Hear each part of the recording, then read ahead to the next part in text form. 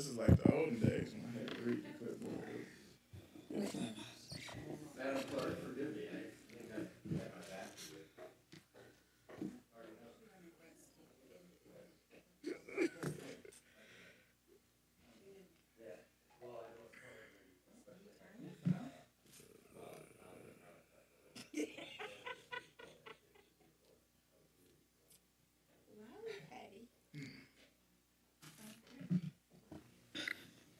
I would like to call to order the 22nd session of the Pontiac Charter Revision Commission. Roll call.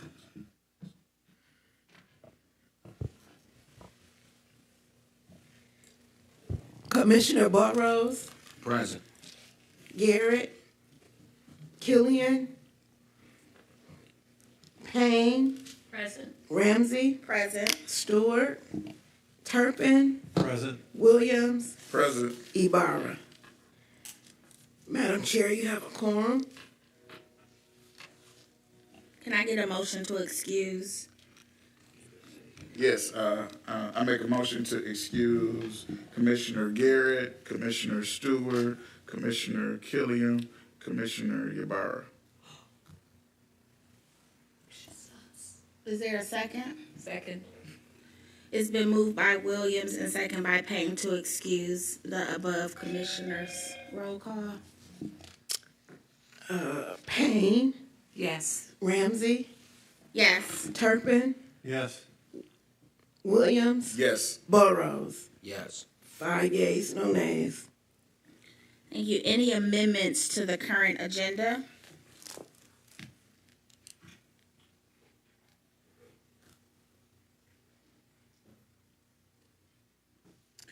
I would like to amend and have us to,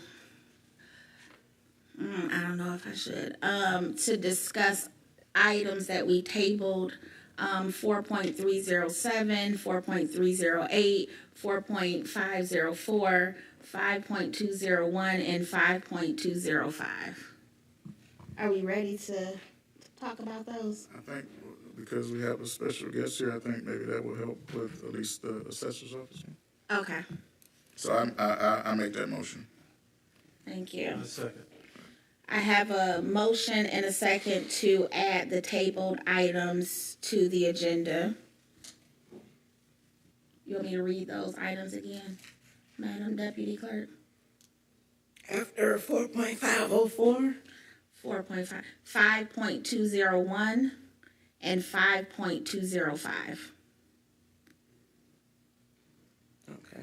So it's been moved and seconded. Roll call? Payne, Yes. Ramsey, Yes. Turpin, Yes. Williams, Yes. Burrows. Yes. That's 5 yeas, no nays.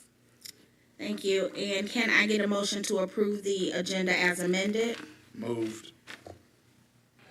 Second. Moved by Williams, supported by Turpin. Roll call? Payne, Yes. Ramsey, Yes. Yes. Williams, Yes. Burrows. Yes. 5 yeas, no nays. Thank you. Approval of minutes from a session November 9th, 2023. Moved. Second. Moved. It's been moved by Williams and seconded by Payne. Roll call?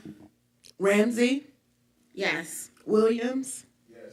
Burrows. Yes. Did I miss anybody? I'm sorry, Turpin, Yes. Payne. Yes. 5 yeas, no nays. Thank you. Public comment, Vice Chair.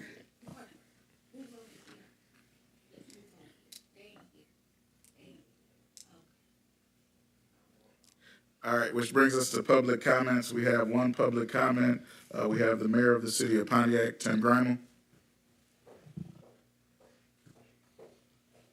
Good evening, Chair Ramsey. Turn your mic on, please, sir. You'd think I would know that, given how often we say that to members of the audience. State your address. Yeah, I can also state my address if you'd like, but I'm Tim Grimel. I live at 151 Lafayette, Pontiac 48342. And good evening. Good evening, Chair Ramsey. Good evening, Vice Chair Williams and members of the commission. Thank you for your service on the commission. I know that this is a labor of love. I know it takes an enormous amount of time, and I know you're not doing it for the money. So thank you for what you do.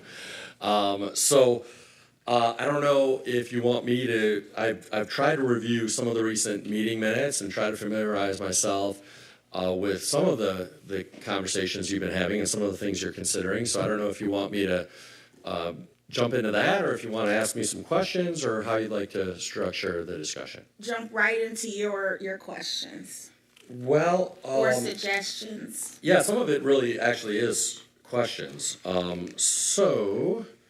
One initial question I had looking at the past couple meeting minutes was,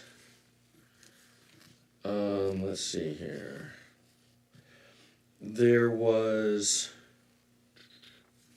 thanks for your patience here. There seemed to be some, I may be misinterpreting this, but there seemed to be some possibly conflicting language.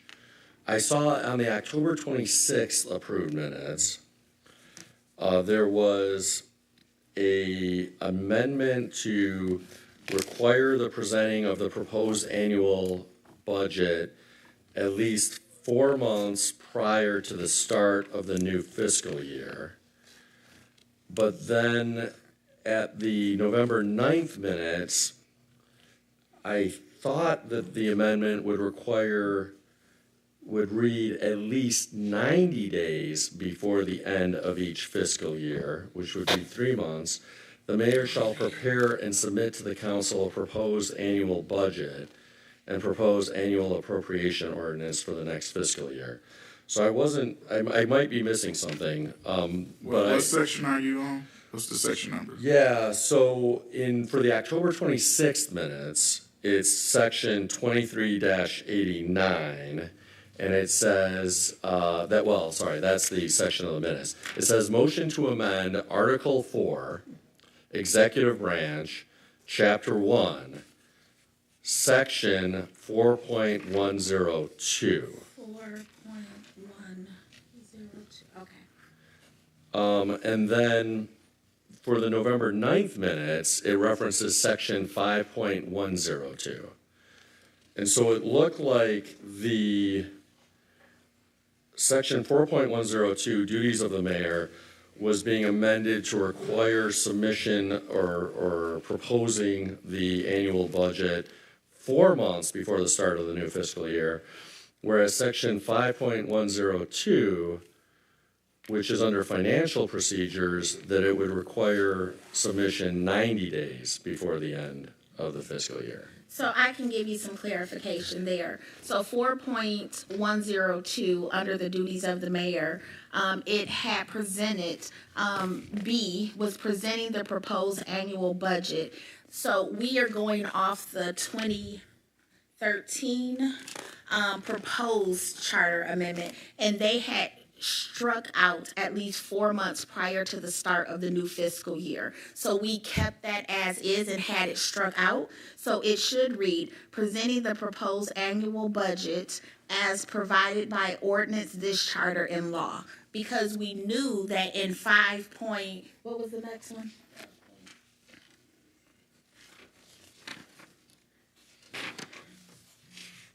The other one was 5.102. 102, that we would visit it there, and there we said 90 days. Okay, got it.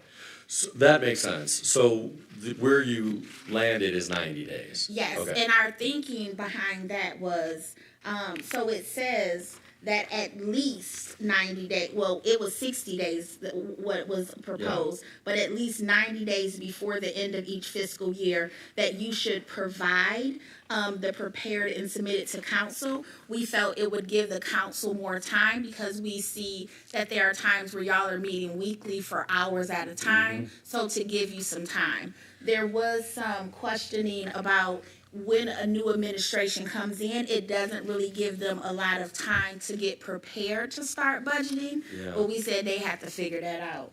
I want to say that was the conclusion that we came up with. Yes.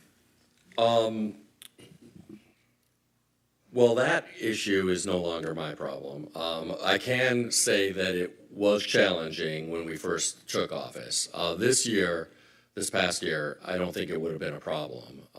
And so I think 90 days in general is fine. And I think that makes some sense to give council some additional time. I also noted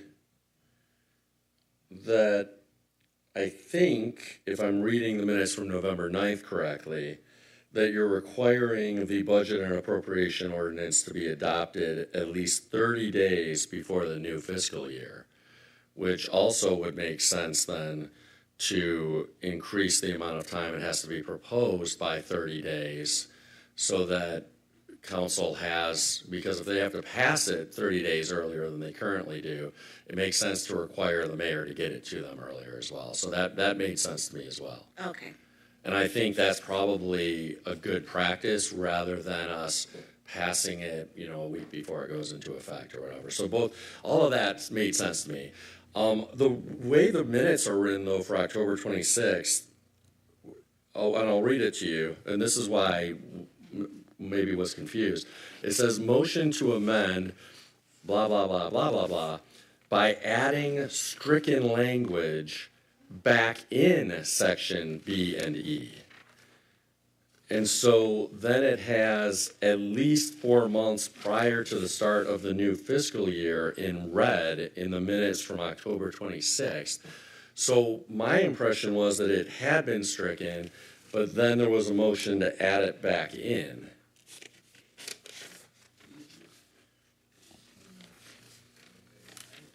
October 26th. Yeah.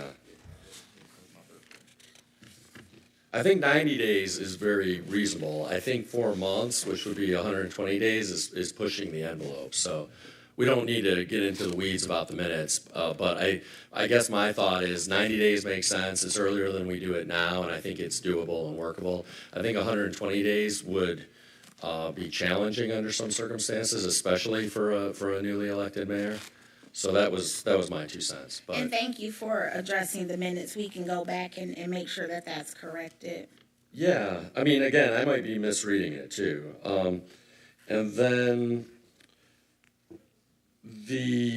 there's also a provision, I believe, again, this is in the same section though of October 26 minutes, so I might be misinterpreting this as well, where it says, seeing those monthly regular financial reports of revenues and expenditures be provided to the legislative branch. And we do that Wait, what number are you looking at? sorry, this is also section 4.102. Yeah, exactly, E, thank you, yeah.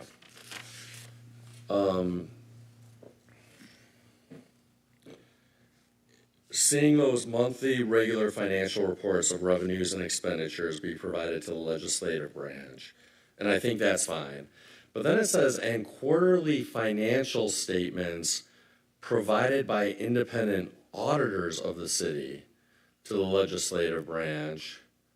And I think that's maybe existing language in the charter even, but we have an annual audit, not a quarterly audit, so I wasn't sure how that would work. I don't know if the city, well, maybe once upon a time, but at least in recent decades, I don't know if the city's ever had a quarterly audit performed especially by independent auditors as opposed to in-house auditors.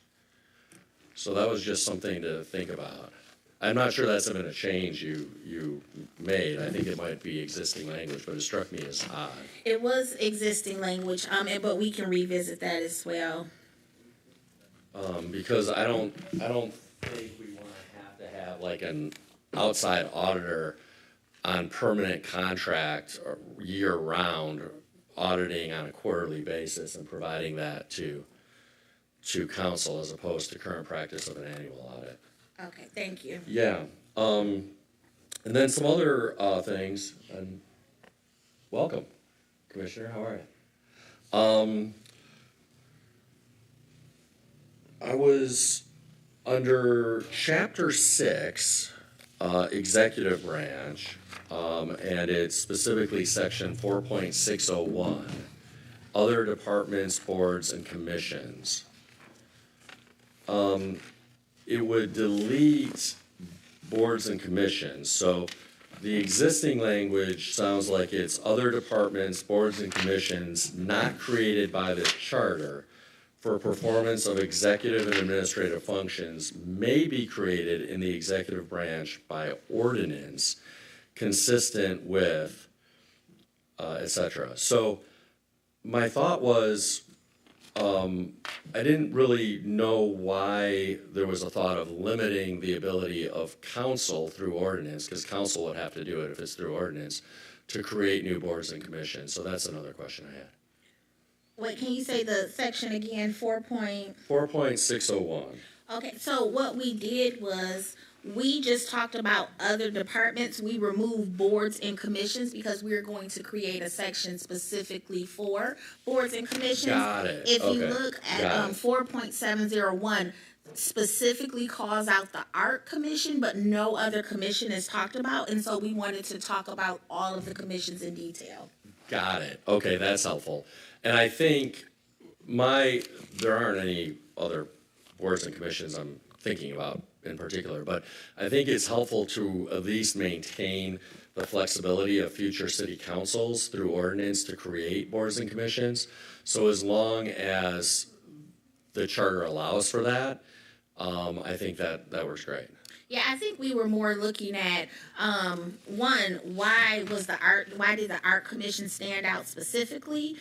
Because we have the housing commission, the planning commission, and what does that look like? Most of them are televised here at city council, some of them are not, right? So we want to make sure that there's consistency among all of the boards and commissions. That makes sense. And in the process of answering the one question, you answered another question I had, which was about the change in title of the Arts Commission to Commission. So that also makes a lot of sense. And anybody else, please feel free to jump in. You did a great job, Madam Chair. I thought the qualification section for deputy mayor made a lot of sense as well. I always get a little bit nervous about public administration, business administration, or related field, because I always get concerned that somebody might start quibbling over what's a related field. Does economics count? Does political science count? Those kinds of questions. But so I'd be mindful of that, that we're not inviting kind of future arguments. But at the same time, I don't know that you want to be overly specific either. So it's kind of this balance. But I thought everything else there made sense, including the experience and good written and oral communication skills. So I thought it was good. And I think we looked at that. I think our rationale was to make sure that someone could qualify as a city manager, but we know as soon as we say city manager, people, that's all they're gonna see. Sure. And so the rest would go down the chute. So we wanted to make sure that we were trying to prescribe a city manager without saying that, but also we have our amazing Mr. Turpin, Commissioner Turpin here, who doesn't want us to over-prescribe or try to legislate through the charter, so we left some of that open to whoever the mayor would be. Yeah, makes a lot of sense. And then in a similar vein of avoiding over-prescription, and I'm not sure, well, actually, I have no idea what you're contemplating in terms of the assessor position or the assessor area. So we actually deferred that till we were able to speak to administration, and so we want to hear your thoughts, because right now it's done by the county. When the charter was created, we had our own assessor, but I understand that there has to be somebody with a level 4 assessor experience in order to do that. So could you speak to what you would like to see? Yeah, I mean, just philosophically, and this is how I feel about.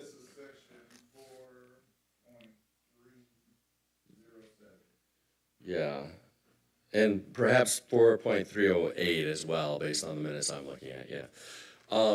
I think just philosophically for all levels of government, whether not just the city, but state and federal, for the most part, within reason, I'm a big believer in giving prerogative to elected officials to be flexible about how they arrange things.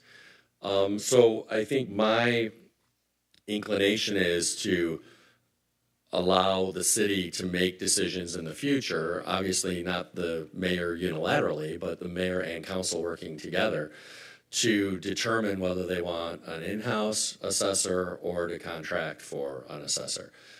There are pluses and minuses both ways. It's interesting that this came up because I actually had a conversation a few weeks ago about how other municipalities do assessing. Obviously, there are a lot of communities in Oakland County that do use the county for assessing, but it sounds like, and I haven't done a deep dive in this, it sounds like most bigger municipalities do it in-house themselves. So it is something where I don't know that we want to be required to do it in-house because it can be challenging, especially in different job markets, to find a qualified assessor to do it in-house. But at the same time, I don't think we want to be required to do it through contracting with the county or otherwise, because I think if you can find a good person to do it, there are probably benefits to doing it in-house. So I think the more flexibility, the better with the assessor position is my.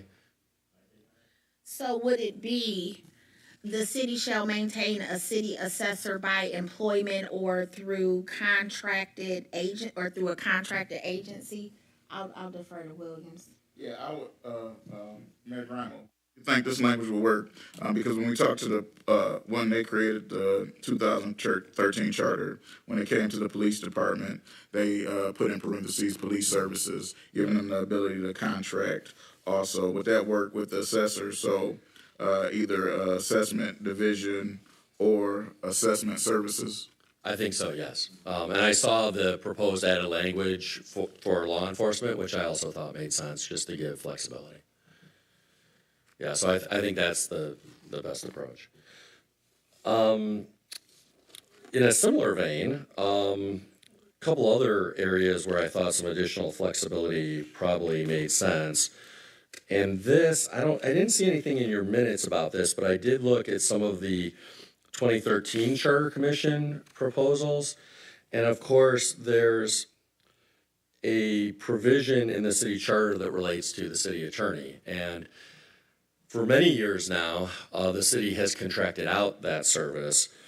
We actually have just this fiscal year brought that service back in-house, and we have a new city attorney, Joanne Gurley, who has been confirmed for that position and is going to be serving in that position starting this coming Monday. So, but again, I think more flexibility is better because I think times change. We're going to try to have that position back in-house, which we think makes a lot of sense. I'm personally quite eager to see that position back in-house because I'm the closest thing I guess we have to an in-house attorney, which means I have to review the outside legal bills, and it's just kind of a pain in the neck to have to be somewhat hands-on on supervising outside counsel. But I think the more flexibility, the better. So if the city attorney language could be worded to give flexibility in terms of whether it's an in-house city attorney or whether it's an outside city attorney, I think that's ideal for all the same reasons we've already talked about in other contexts.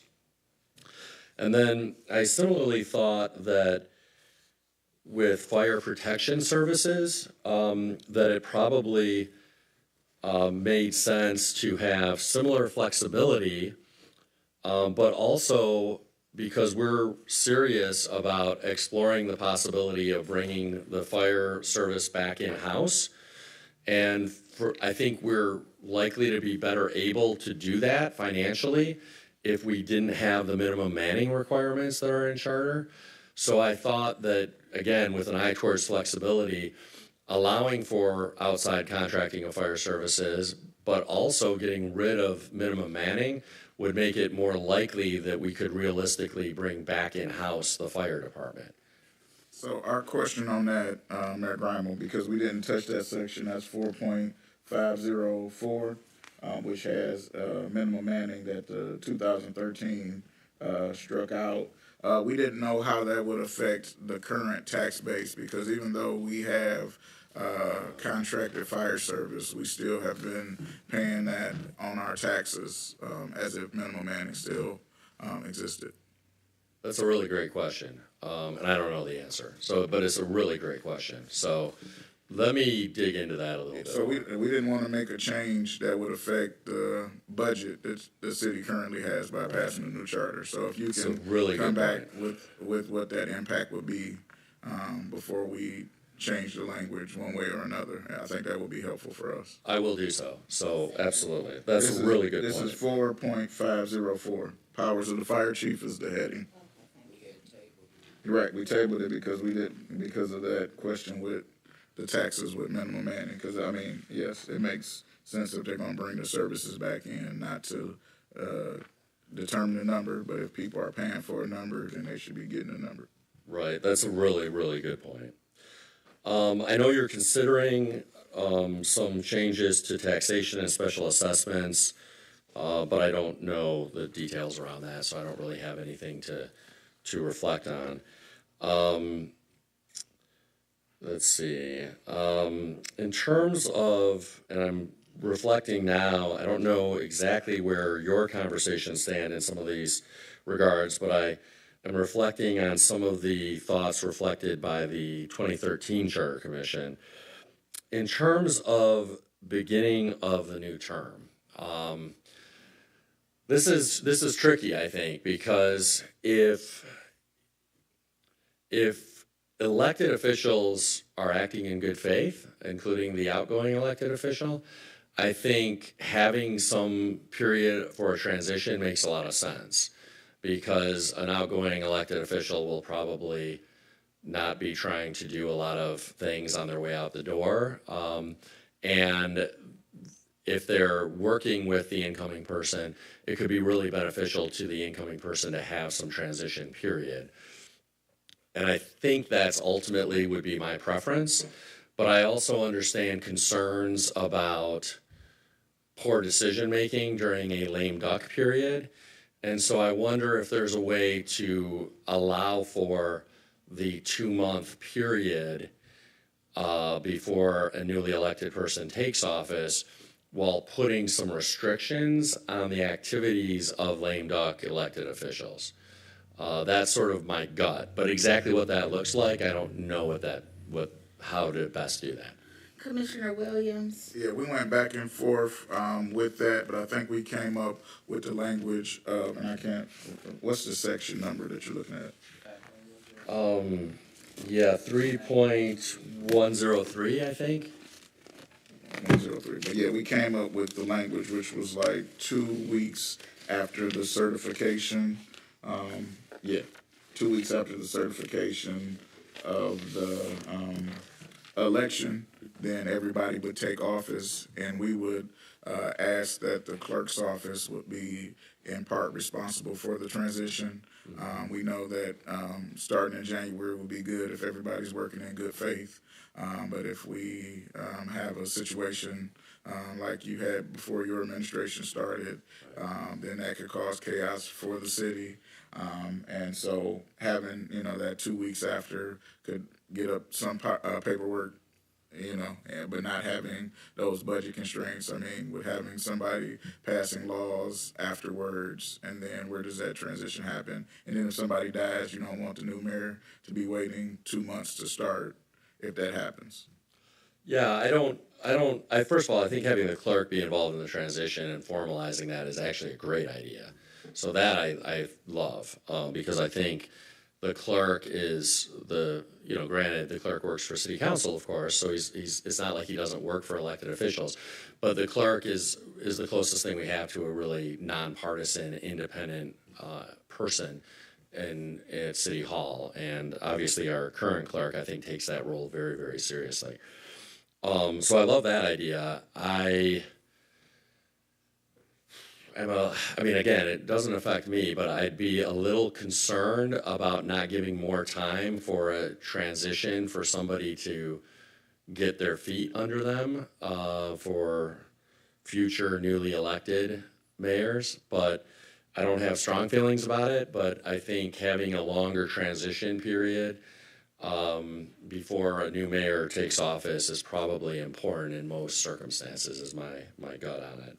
So we'll also have some spelled out responsibilities and duties of what a transition looks like, in order for people to understand if this isn't being done, then someone can come in and monitor and, try to hold people accountable.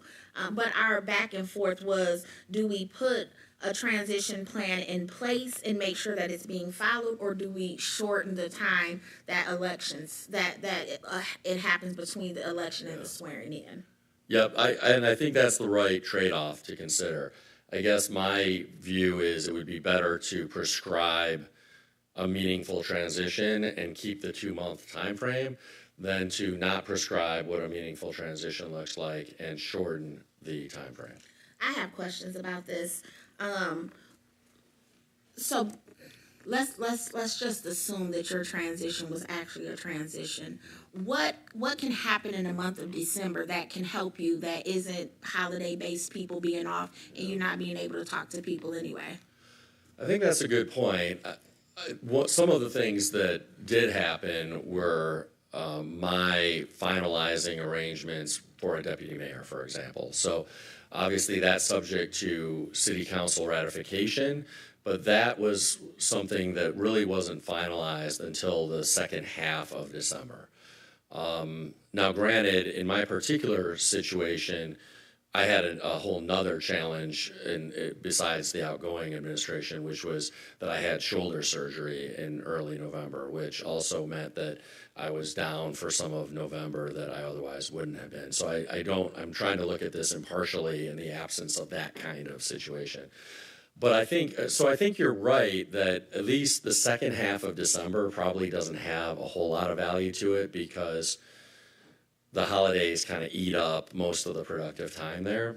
But I think the first half of December can still be valuable. Maybe there's some compromise in time where it's longer than 2 weeks after certification, but shorter than the current arrangement.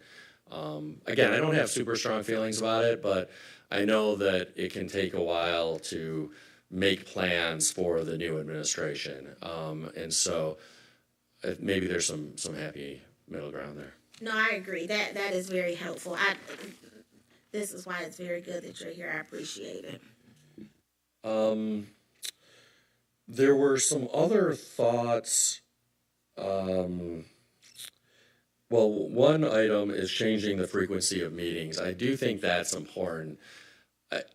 Granted, I think we've been doing, and again, I don't want to focus too much on the past, year and a half or 2 years because things change over time. But in my experience, since I've been in office, we've had a lot to do, and so it's not that we have a lot of downtime on our hands and we're just having meetings for the sake of meetings. But I think having some flexibility in scheduling the meetings can be helpful because the idea of having to meet every single week can be really problematic, especially around Christmas or New Year and certain other times of the year. So I think it would be helpful to say something like, at least twice a month or something that builds some wiggle room into it is my gut on that as well. Vice Chair. Yeah, so we unanimously came up with bi-weekly. Oh, okay, great. So bi-weekly means so you don't have to argue that point. We Got all it. see the benefits Perfect. of you guys not Sorry, meeting weekly. yeah. Yep. Yeah, as you can tell, I haven't been sort of glued to these meetings, so forgive my ignorance about certain things. I tried to review some of the No, I minutes. just wanted to save you. We're in agreement with you. Okay, yeah. Well, and again, I don't want to get too in the weeds, but I wonder if bi-weekly means once every 2 weeks. No, I guess that's what it means, right? So maybe that's okay. Maybe that works. I guess the question then becomes, does that mean you have to take a week off in between meetings as opposed to 2 consecutive weeks? I thought we said twice a month. Yeah, maybe it's twice a month. Oh, I okay. think we said twice a Oh, okay. month, so Yeah, yeah. that. Well, that would alleviate that. Yeah. I think it's at least twice a month. Okay. If I Yeah. can pull it up, because Okay. I think Yeah, we that didn't sounds want to right. limit. You guys could have more meetings if you choose to. If you Yeah. want to meet every day, then that's on you. But Right. we don't want to prescribe the city council to have to meet every week. Makes sense. Yeah, sounds perfect. Let's see. There's a reference to discussing a department of city council. I think that's fine. I defer to any opinions of city council members. Obviously, city council has staff and they have some flexibility to add staff, which I think is important, whether that's structured in the form of one or more departments or not. I think maybe is, I think that option should be left up to city council probably, but I don't know that it should be required of city councils. But again, I would defer to city council about that. I think the rules around transferring city property requiring a vote of council is right and makes sense. I think you might want to add that encumbering property through easements or other things would also require a vote of city council. There,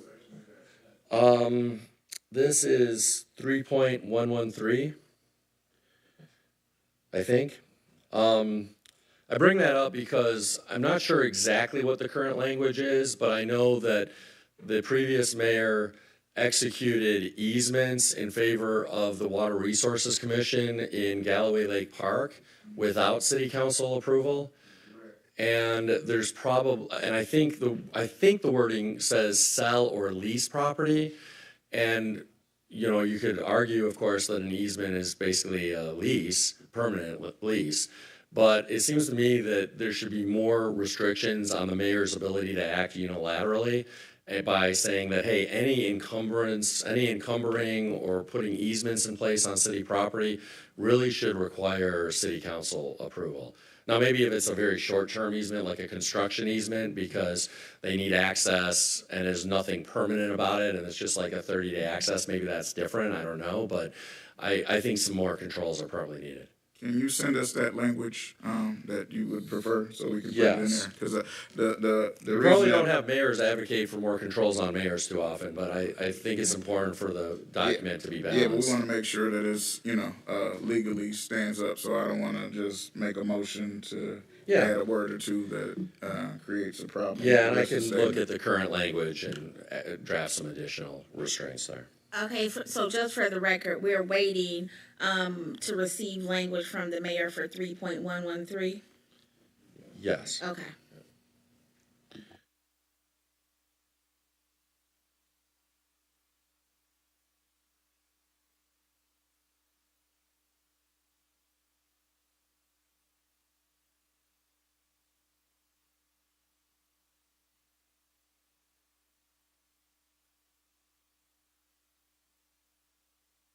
What section? 3.110.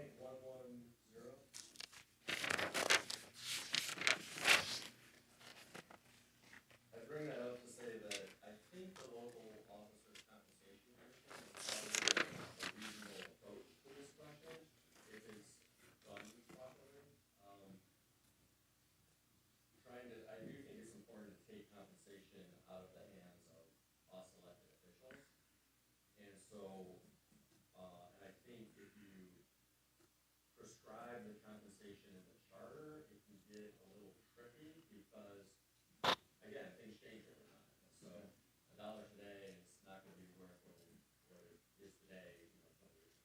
Commissioner Williams. Yeah, so we struck the dollar amount language. The only change was there was going to be one full-time person. So the council president will be a full-time person. So it just says the council membership is part-time position with the exception of the city council president who will be full-time. Period. I think, and I know I've mentioned this to some of you, I think that can be a little thorny. I say that because you don't want, I don't think, to discourage people who have a professional career, but they don't want to fully step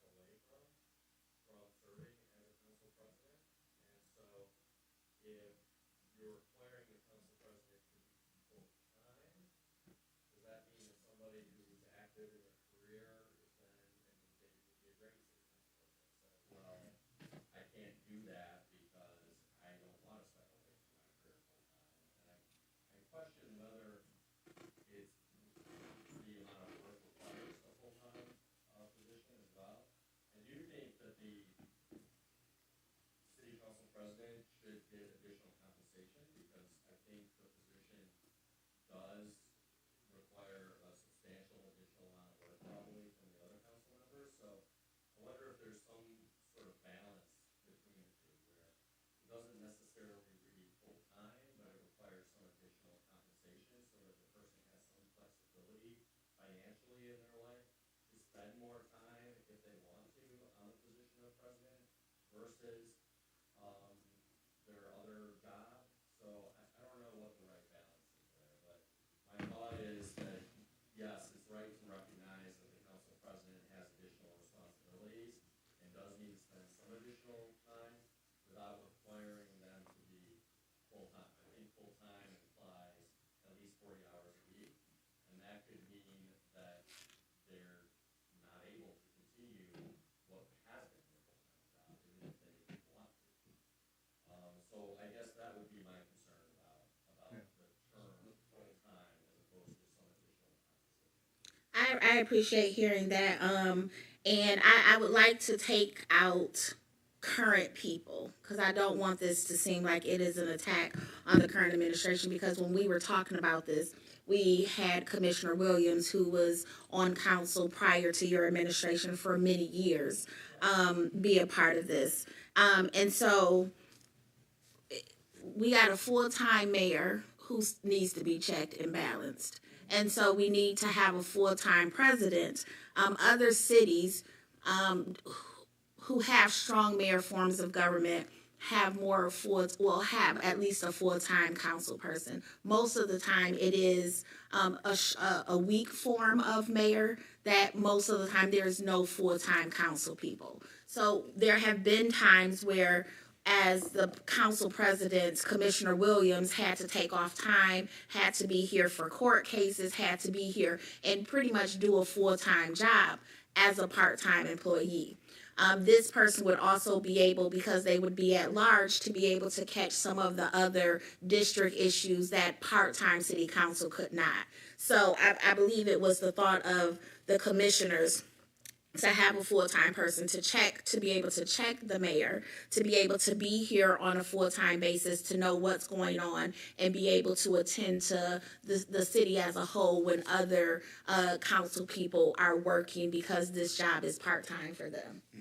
And also, I think the thought process, we have an excellent council president and Mike McGinnis now. Mike has 3 jobs. And literally, I mean, if there had to be something that happened at 10 o'clock, there may be a conflict with his employer that he has currently.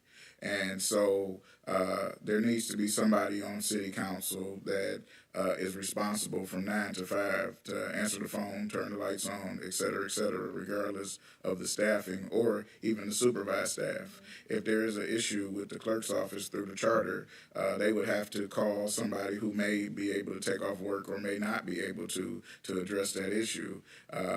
For example, if you want to schedule a meeting with you and the cable commission, they would have to either schedule it around their schedule after work, or they would have to take a lunch break or something else in order to do that. So there's just a meeting of issues, and we're trying to think aspirationally for the kind of people we want to actually run for council in the future, and actually have a city that can actually run and really create a balance in those offices. We don't currently necessarily have that. I think you're doing a great job of including the council, but there's nothing in the charter that speaks to you really having to do that.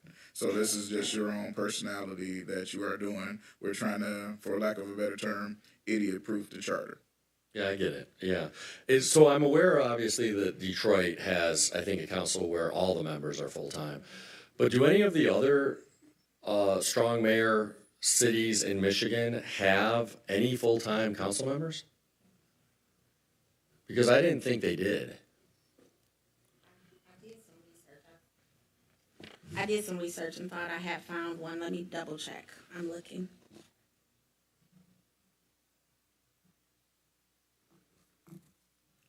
But while she's looking that up, I had some questions in regards to, and I got to find a section. It talks about attendance to council meeting, and it says that the mayor is required to answer questions from the council and give reports. How do you actually see that, and what would you like to see in the charter in regards to the responsibility at the meetings of the mayor? Well, I think, again, I don't know exactly how the current language reads, but the way you described it sounds reasonable. I think it would be, No, that's 3.104 is what I'm talking about. I think it would be pretty crazy if the mayor refused to answer questions from council members. That may have been experienced in the past, I don't know. That would be pretty insane, I would think. So I don't know that I have a strong feeling about that. I'd need to read the specific current language. But I would certainly hope that a mayor would answer questions coming from council, and I would hope that the council would answer questions from the mayor too, for that matter. I mean, I would hope that there'd be real willingness to have dialogue. Yeah, so Commissioner Garrett brought this point up about maybe 2 months ago at this point, that we have general council meetings, and because the charter is strong mayor form of government, and it says that the council should not direct any city employees, et cetera, et cetera. But a lot of times they use the opportunity of council meetings to then get one of your department heads to come up, and they will ask them questions, basically directives, in order for them to operate, which is against what the spirit of the charter was trying to create. So we were trying to figure out what could we put in with how the reporting or the questions are given from the mayor's office to kind of eliminate that back and forth that happens in that way. It's a good point. I think the language that says council can't direct executive branch staff makes sense, obviously, because that could get messy in a hurry, just in terms of contradictory directions too. And then so the poor employee, who do they actually listen to if they're getting contradictory direction? But I understand, I think, the point, which is even questions can be worded in such a way that it's an implicit direction. And so how do you properly limit that? In other words, sort of, how do you limit council people who end up sort of berating staff in a way that isn't great for city morale and ends up being an implicit directive? Is that sort of the crux of the concern? Right. And Correct, then, sir. and then the follow-up from the mayor's office, because really there's nothing that requires any kind of timeliness. We kind of workshopped it and said that, within 2 weeks or next meeting or whatever, the mayor will be required to give a response, and the response could be, we're still working on it or whatever, but to give a response. But I would like to hear from you, like, what would be, if you were writing a charter, what would you like to see that relationship spoke to in order to run more effectively? Yeah. Well, I think one approach is, I think one thing that could be helpful is requiring council to direct questions to some limited subset of the executive branch. I guess the most extreme form of that would be just the mayor or deputy mayor. I think that might be too extreme, though. I think you could say department heads or something like that. I think, people who are mayor, deputy mayor, department heads, they sort of sign up for that kind of interaction. I think more field level personnel maybe don't really sign up for that interaction with city council. So that might be one approach, I suppose. But I'm open to suggestions. I could certainly take a look at that language and get back to you sometime next week, if that would be helpful. That would be for me. Okay, I'm gonna revisit. I wrote down Rochester. Hills, and I think that was at large because I couldn't see anything else that had a full-time council person. Okay, I'd be surprised if Rochester Hills had any full-time council No, work. it doesn't. Oh, But they okay. have several at large, so maybe Got I it. confused myself with that. I Okay. took really bad notes. Yeah, no, that's okay. Yes. Chair Ramsey, in regards to, I would like to say, there is no charter that specifically defines an at-large council person being full-time. However, there is wording in charters that say, compensation of council members, could be changed based on ordinance and whatnot. Now, not necessarily defining that being part-time, but if they're involved in more work and actually do more work, I would say that wording would mean to compensate them for the work that they're doing, whether that be part-time or full-time. And I guess I would just like to go back to the many times Commissioner Gare has explained, although there are other charters in the city, there is no charter unique to Pontiac. So when we question whether if a council president needs to be full-time or part-time, I feel like we're really just trying to focus on what Pontiac needs. And there's many of us on here who believe that at least a council member needs to be full-time. And it makes sense that the council president should be full-time. And I guess, yeah, I'm going to leave it at that. Yeah, there is no charter that can perfectly fit City of Pontiac needs, but I feel like we're in a majority agreement that Pontiac needs a full-time council person. Thank you. Yeah, fair enough. My only thought is there might be a way to bake in some flexibility that reflects additional time and additional compensation without the language full-time, which I think could invite problems for anybody who actually wants to spend a lot of time being council president, but also wants to keep another day job. I think that's really the crux of the concern. The other thing I would say is I'm actually less concerned about the amount of pay or even the words full-time for that matter for a council person. My own view, and I'm probably the wrong person to ask, is probably better to ask city council members themselves. But my gut on this is that for a council president to be truly effective, they need to have the trust and confidence of other council people. And therefore, what I feel most strongly about is that the council president really should be chosen by their colleagues, the other council members, as opposed to decided by who's elected at large or something else. Because I think if the council president is determined by some mechanism other than who they serve with, you could end up with a really difficult situation where the council president is not able to effectively manage the meetings, work with their colleagues, etc. Vice Chair. Yeah, so we made that change, Mayor. So so the makeup, just because I know you probably haven't been following, the makeup of the council would be 6 regular districts, 1 at-large member. The council president will be full-time, but chosen by the city council members. Got it. Sorry, thank you. More often than not, when I come with suggestions, you're quick to raise your hand to say, already did it. Let's see here. Were there any other things that sort of stood out to me?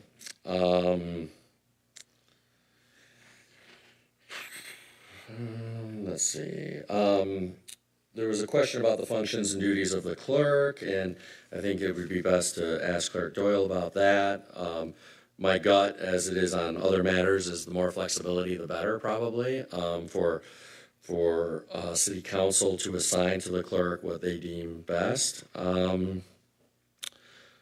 Let's see. I think that's everything that, well, maybe I spoke too soon here. Oh, the other thing that I wondered about, and it looks like this was considered a little bit either by the previous charter commission or maybe this charter commission, is the question of the threshold of signatures for initiatives and referenda. And What section? well, it's chapter 4 as a whole, I think, but the specific sections 6.402, 6.403, 6.404, presumably 6.401 as well. Thank you. Yeah. And again, I hesitate to focus too much on recent events because we want to, think kind of longer term, regardless of interest groups or personalities. But at least in recent years, voter turnout has been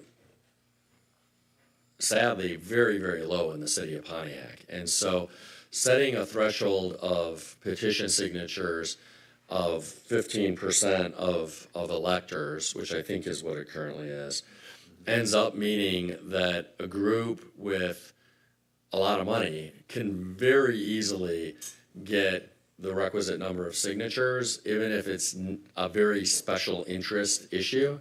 And we've seen that play out in the past 4 or 5 years with marijuana, where we've seen, well, most recently, we had one marijuana company submit signatures last week for a referendum. We don't yet know if they have enough valid signatures.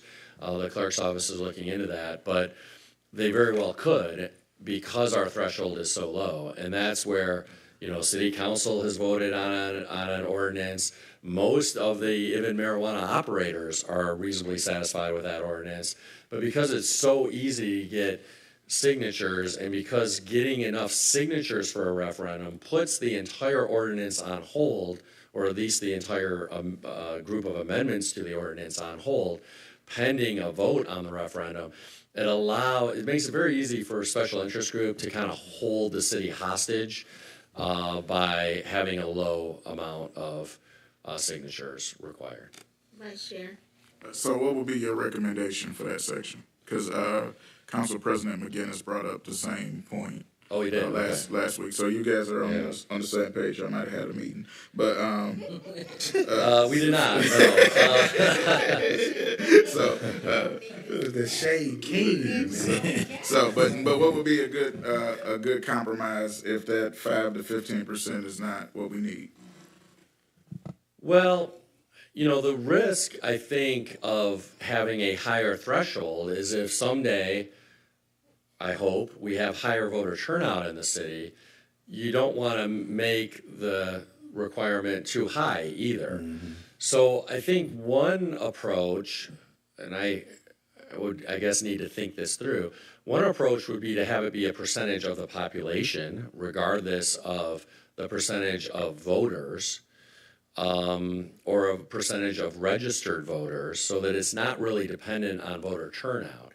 Because I think if you had it be the whatever percentage, the current percentage or more of registered voters, it really wouldn't be a problem. So that would be one approach, is to no longer link it to the number of people who vote, but rather to the number of people of registered voters or the population. The other approach would be just to keep it tied to people who have voted, but to dramatically increase the percentage. But in most communities our size, folks would have to get thousands of signatures, thousands of valid signatures, probably 5,000 valid signatures. And currently what it comes out to is it turns out to be about 1,000 valid signatures. And how signature gathering is most often done, sadly, in Michigan, is it's not really a grassroots movement. It's, hey, I'm going to hire a firm, and that firm is going to pay people to go out and get signatures based on a certain number of dollars per valid signature they get. And so it becomes a very money-driven thing. And when the number of signatures required is so low, it's, I think, really problematic. But I would aim to require, given our population, I would aim to require the total number of requisite signatures to be something like 5,000, whereas now it's 1,000 in practice. Could it be like the state where it's a percentage of the people who voted in the previous election? Well, that is what it is currently. Oh, is that what it is? Yeah, but because our turnout is so low. Oh, yeah. And because you don't have to get, the people who need to sign isn't the people who voted, it's the number of registered voters. It would make more sense to maybe either keep the percentage where it is, but link it to registered voters, or keep it linked to actual voters, people who have turned out in the last election, but substantially increase the percentage threshold. What if we change the language to presidential? So we have bigger turnouts during presidential elections than municipal elections. And the way this reads is the last election. So if it was a municipal election, well, this charter hopes to change that. But if it was a municipal election that was not presidential, that margin would be drastically lower than if it was the presidential election was the previous election. Well, that's a really good point. That's a really excellent point. I think that definitely makes sense to tie it to the last presidential election. And then I guess I would need to think about, well, what was the actual turnout in the last presidential election, and what does this number actually translate to?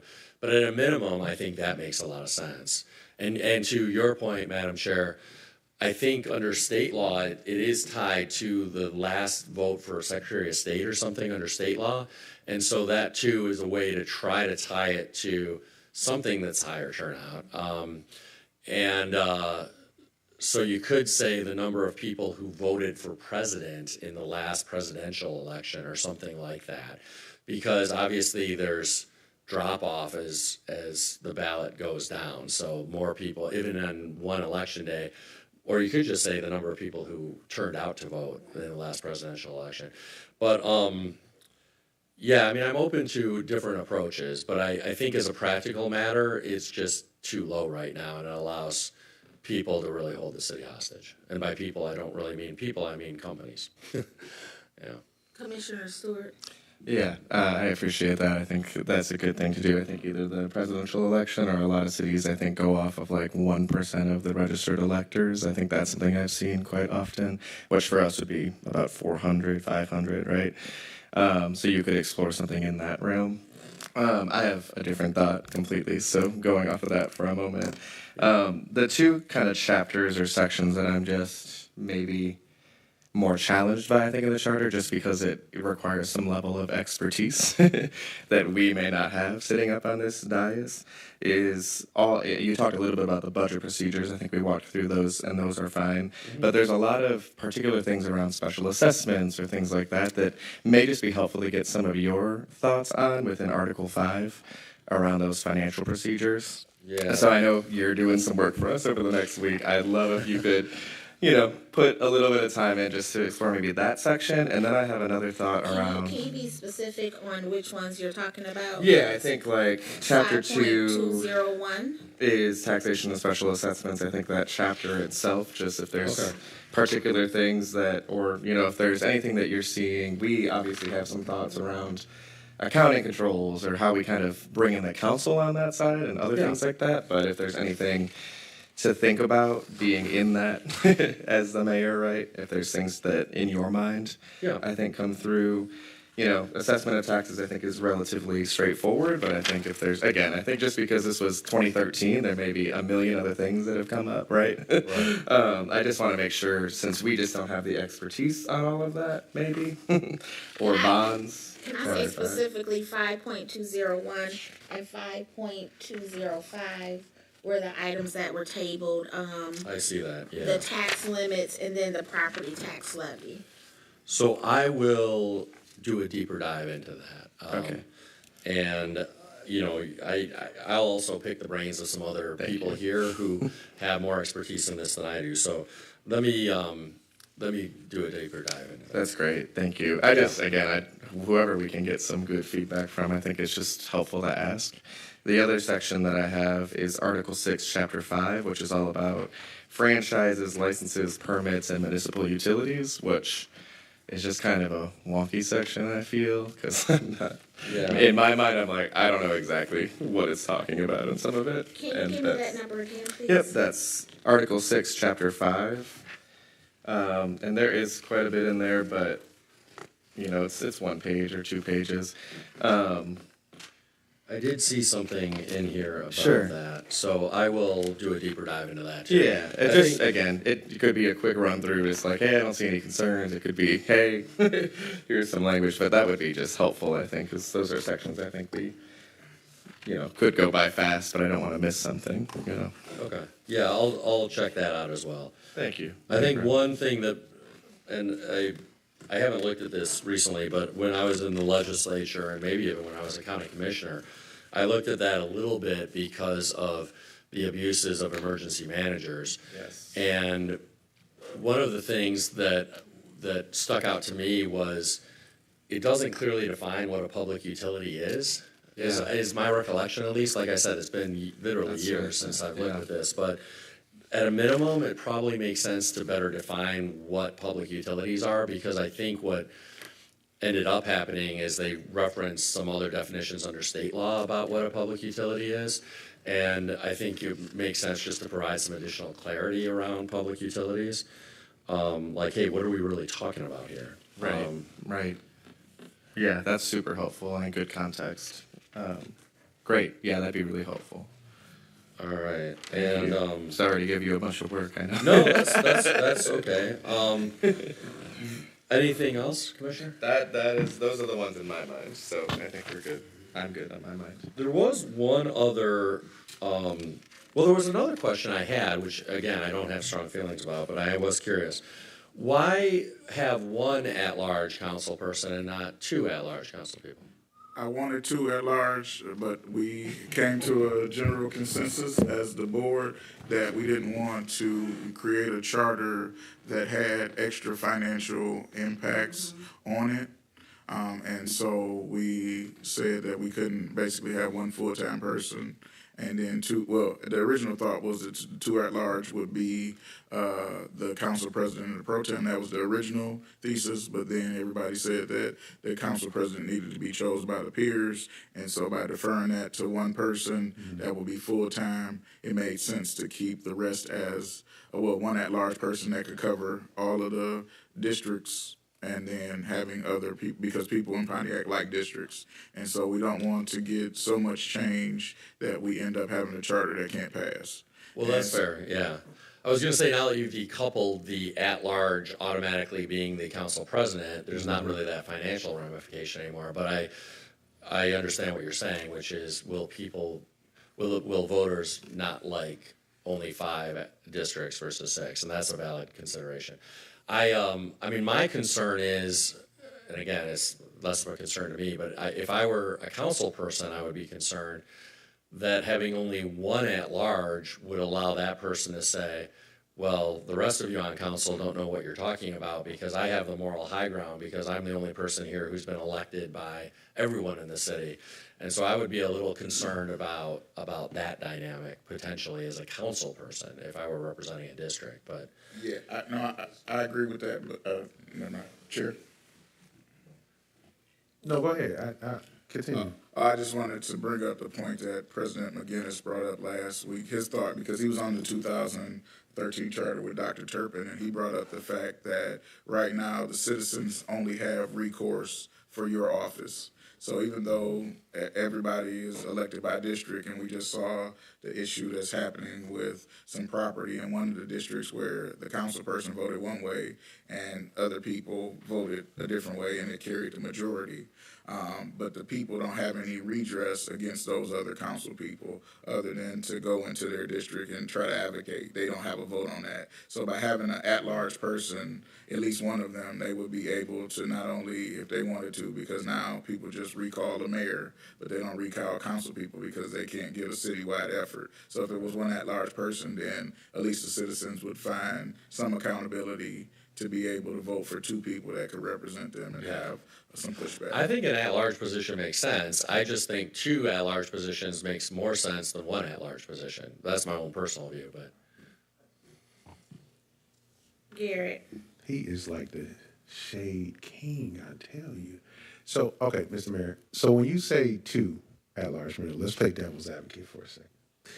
It was also I hope I'm not being the shade king here. No. Okay. No, Okay, Commissioner all right, good. Williams. All right, Listen, there's a whole 2.5-hour meeting that takes place Got with it. what's going on right now. Okay, You just all right, kind of all right. happen to be here at I was this. going to say, because I am not you. intending to Not- throw not- shade not- at no, sir, anybody. no, sir, so. no, sir. You just he's taught us well over the months.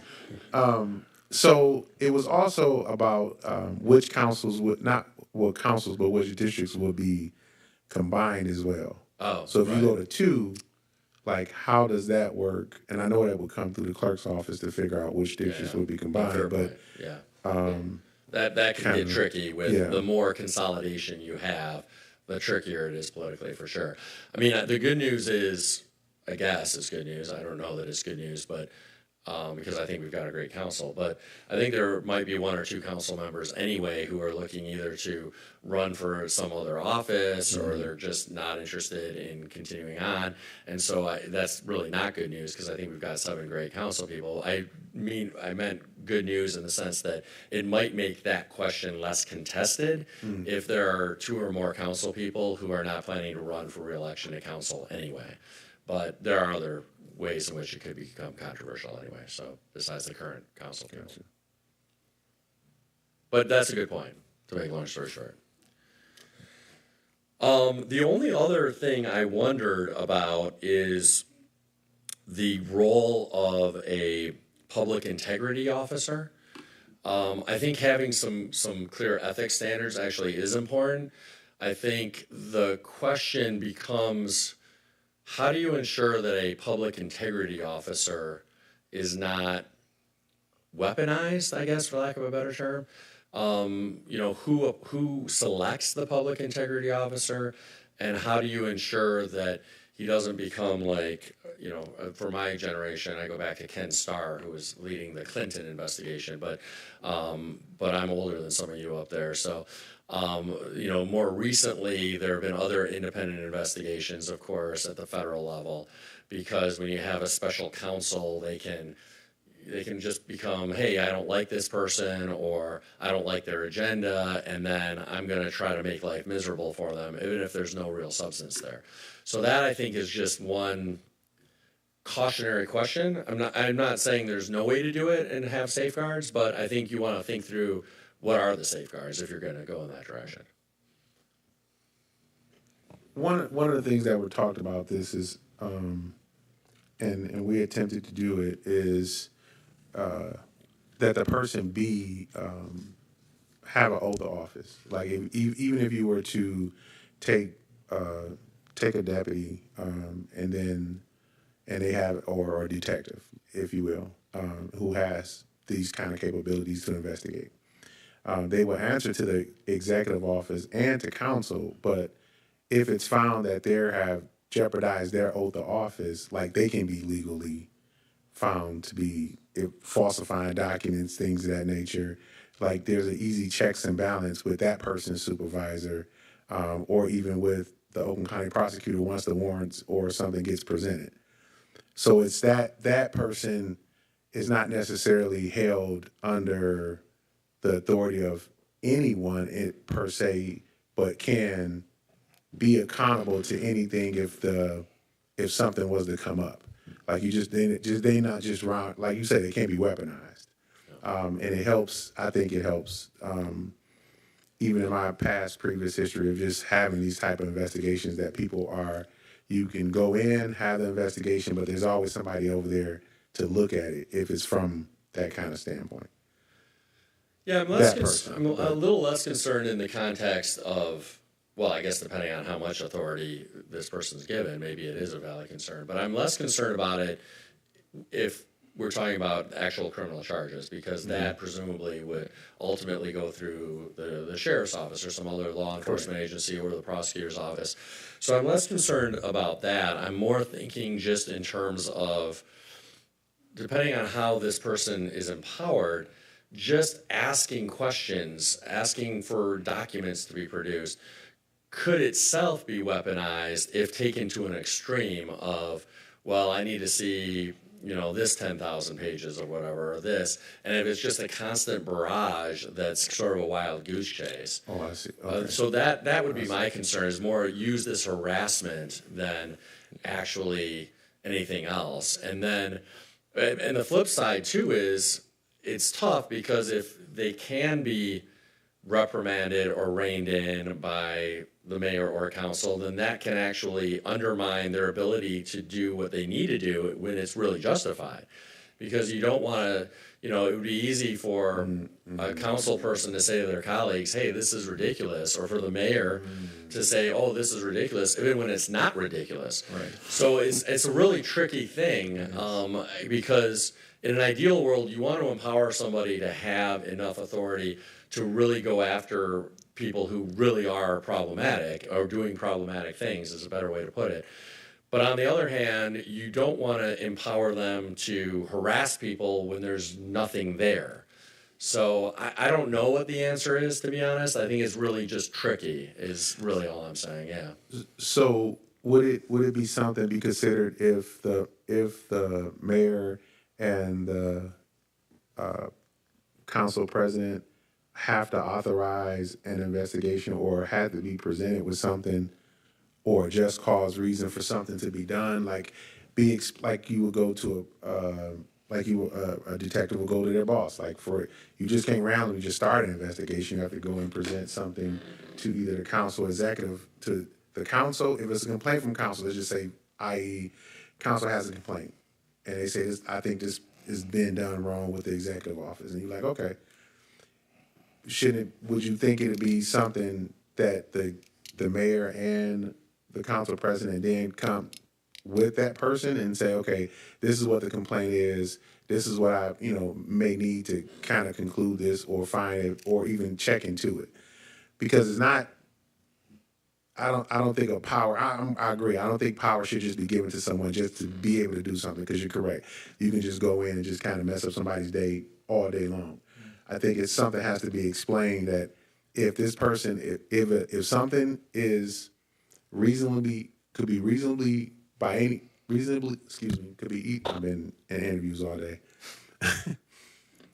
If something can be reasonably found out or reasonably looked at to be a discretion or whatever, or complaint, that the mayor and the council president sit down with this officer and then that it will be determined if we move forward on that or not. Can I jump in right Is quick? that something that? I'm looking at Kermit and Deidre.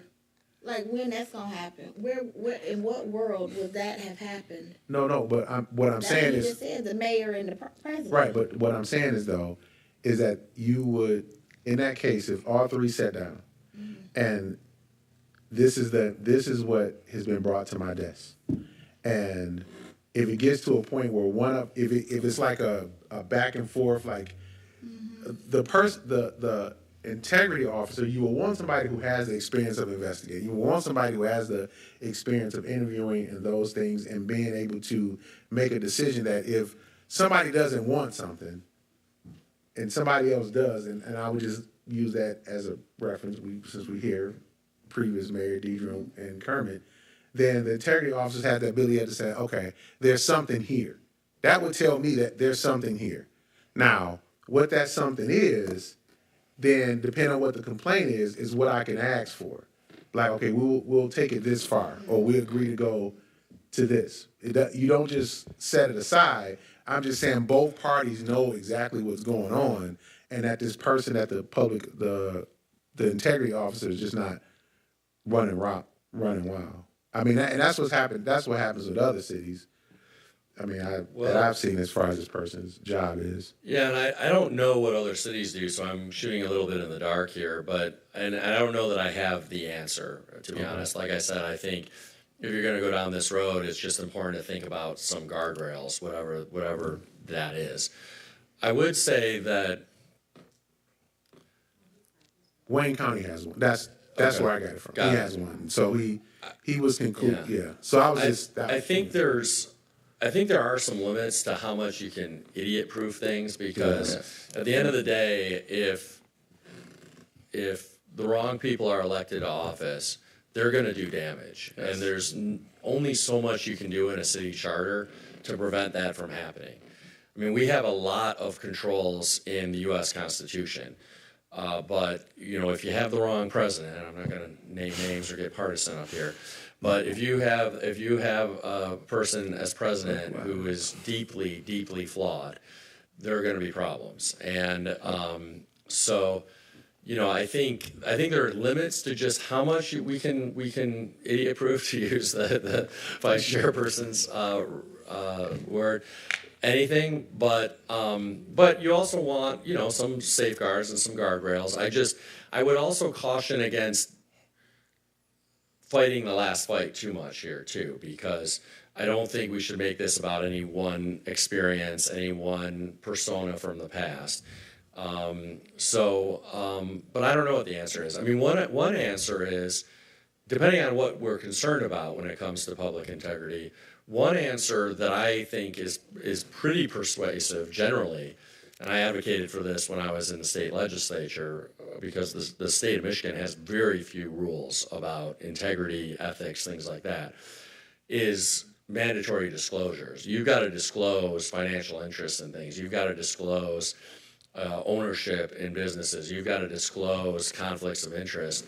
And because if you have to sign affidavits that say that, then one of two things are going to happen. Either you're going to be publicly disclosing and being honest, in which case that itself is a pretty strong guardrail against, you know, favoring some business out in the community if you've got a business interest in it. But the other thing it does is if you lie and you sign an affidavit, it allows the county prosecutor to come after you for perjury. And so I think disclosure requirements are actually a lot more powerful than people commonly think they are. And I think that relies on the existing legal framework in the county rather than trying to create our own legal infrastructure here at the city, which is almost certainly going to be flawed. Yeah, I think I agree. I think there is a lot to talk about in terms of that. Like, if we go that way or not, I think there's certainly a lot of conversation to be had. We are many moons from that discussion still. Yeah. But there is a pretty robust ethical standards outlined in this. One of those being is the role of an ethics board, right? So there is some discussion around, like, who would lead that, right? If a public integrity officer can be weaponized, well, who can weaponize the board of ethics? You know, and so there's some kind of back and forth around what that looks like. But I do think that is also a group that should also be able to hold some accountability in that role too, if it is to move forward, right? So we're still having those discussions. I also think about, you know, you said how to not weaponize them. I think there is some pieces around, like, how to avoid giving them enough power where they can just harass people all the time. I think that's something we'll have to figure out if we move forward in that. But I do think there is making sure that there are opportunities for justice for those who are accused that I think is critical to make sure that we add in that as well, right? So, great, you know, you can release a report and then say all the things you want, but if you didn't give people an opportunity, just like in journalism or whatever it is, you know, or an investigation to actually state their case, what actually happened, state their story, like, I think there's a lot of pieces in there that, you know, as we move towards too. But I also think, like, we think a lot around, like, just our elected officials, but there's also things like compliance that we want to make sure are, you know, focused on more in the city, right? Let's make sure that our contractors are doing what they say. Let's make sure, you know, so there's a little bit more, I think. Like, we focus maybe on this dais a little much on, like, just the investigative power side, because that, I think, has been something we've talked a lot about. But I do think there's other things that that type of role could take charge of, including, I think, you know, some cooperation with transitionary periods too, right, with the city clerk's office, that could be helpful. Again, I'm not sure we made a decision either way, but I think, you know, those are some of the considerations I think that we've made around it. So I hear you. And I definitely don't want to create another structure that will be weaponized, but I think we've seen enough around corruption, not just in the last administration, but in the 40 years of this charter. Maybe not that goes all the way to a forensic audit and all, you know, all that, you know, maybe there's not pieces there, but, you know, I think there's been enough around, like, the closeness or preferred contracts, things like that have come out just past people's administrations that I think are worthwhile to explore and create some structure that's meaningful. So I hear it. Yeah, no, I get it. I think disclosures are really powerful. That doesn't mean that's the only thing you should do, but I think that's a good place to start at least. And we know there have been actual convictions in the past of elected officials, so it's not like corruption has gone completely unchecked in the past anyway, because we know there have been charges brought against past elected officials or past high-level administration officials in the past 40 years, and people have actually been convicted of wrongdoing. So, but your point is well taken, and I don't disagree with anything you said. I also wanted to add that my want for a budsman, because that's what I was starting off with, was more of citizen accountability. We have citizens who feel like they don't have a voice here when things happen previously, currently, in perpetuity. It's just, people just don't feel like it. And having a budsman means that there is some third accountability that people can go to and say, this deal didn't look right. I can you investigate that? And then them using their discretion to check into that. But I wanted to uplift that people, like the residents, often have come to that dais and felt like whatever they said went unheard, or things they heard over here were not true or clear or transparent, and things went unchecked. So I just want to make sure that is a part of the conversation with this integrity person. I want to make sure people feel like if they think something is wrong or illegal, or somebody is doing something unethical, that they can go to someone and have it addressed, where it is this third party and it is saying yes it was or no it wasn't. So those things, hopefully, in my head, will go away. If that's just wishful thinking, but that was my point with that, and then I'll hand it over to Commissioner Williams. Yeah, that was one of the points that I think that the chair brought up when we first started thinking about this. But a lot of this is also with the 1982 charter. If there's any dispute that is held by the city council or the mayor, the only answer is to go to court. And if you've got an integrity officer that could even just come to a council meeting and make a report that settles a dispute, I think that will be helpful for the citizens to have on this is the procedure, or being able to investigate how things get done. I think back in the past when we still had our own HUD department, we had a house that got demolished that was not supposed to be demolished, right? There was no accountability mechanism there other than to have a lawsuit or whatever else, but there was never a report given to the citizens. There was never anything that came back, and maybe even it could be used to help future mayors and councils actually do clear analysis on even outsourcing things. Right now, it's just led to the discretion of what's best. I just remember when we were dealing with emergency management, he outsourced kind of everything, even though street sweeping was cheaper in-house, right, by a drastic amount. But because they didn't have any mechanism in order to kind of quantify that or to do that work, or somebody to look at it, that went undone for many years. And now, you guys are bringing street sweepers back, but it took 15 years where I think if there was a neutral party that was in the city that could even look into that wasn't necessarily dictated by the administration or the legislative branch, better policy could come out. Yeah.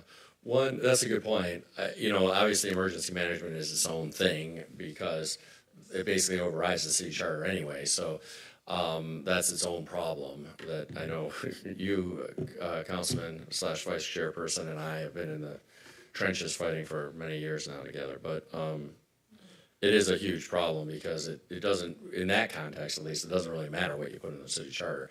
The emergency management law kind of overrides it. But again, I would say you want to maximize flexibility and discretion, as long as it's not just about the mayor doing what he or she wants and it requires some council buy-in. But I don't think you want to tie the hands to outsource as long as it requires council approval. So, but you don't also want to require outsourcing, right? Far from it. I mean, we've spent much of the past almost 2 years bringing things back in-house and undoing all these terrible privatization decisions. But even then, I wouldn't say you want to tie the hands to outsource in certain circumstances. And I think that would be kind of my final thought, is just allowing for flexibility moving forward so that future councils, future mayors don't have their hands unduly tied when it comes to their discretion to make the decisions that are best for the city. And I think, to your point, Chairperson, when it comes to the ombudsman, which I think is probably a good way to think about the position, which is, about sort of being a voice of accountability, even if they don't have a lot of investigative power, but they have the ability to receive complaints and look into complaints. I think one way to try to prevent that from being weaponized is to upfront, rather than doing it on an investigation basis, like the council and mayor have to agree on any one investigation, which makes it very easy to block a valid investigation, to say that the person's appointment has to be agreed upon initially by council and the mayor. So then it's not about any one specific investigation. It's instead about agreeing on the right kind of person for the job, which is somebody who themselves has integrity and who both the council and mayor think they can live with. Great. Thank you. Any other questions, comments, or thoughts? No, this has been really helpful. It's been a lot longer than I anticipated, so I'm probably going to be in hot water when I leave here, but it's been really, really helpful.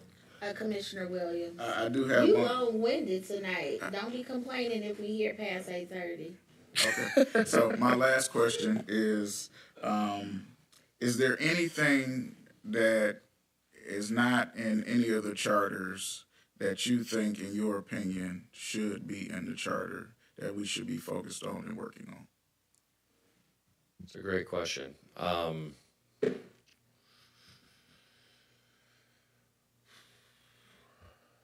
Nothing that immediately comes to mind, but I will make a note to think about that.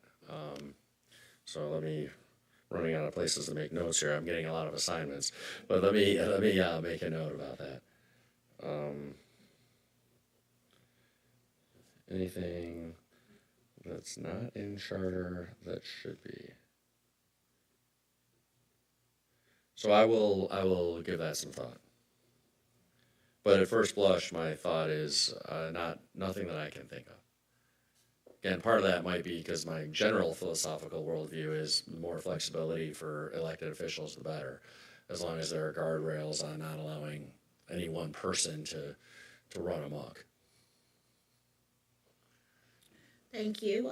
We would ask that you do another review so that you can come back before us with any other things that you would like to have discussed or the items that you've been assigned.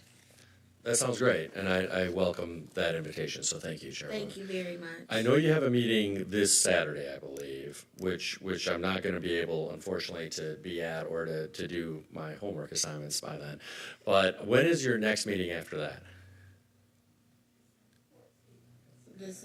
Oh, so a long time after that, actually. Yeah, because of the holiday. So Okay. what I'm going to endeavor to do is to look into everything we've discussed, and have some answers, suggestions, thoughts, whatever, by the Monday after Thanksgiving, if that works. That would be great. Okay. Sounds good.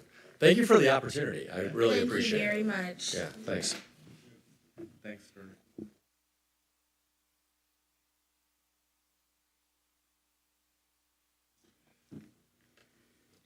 All right, public comment is over. We are going to the amendments to the 2013 charter. I would ask that we, it has that we start at section 5.301 accounting. I would ask that we go to 4.307 and 4.308.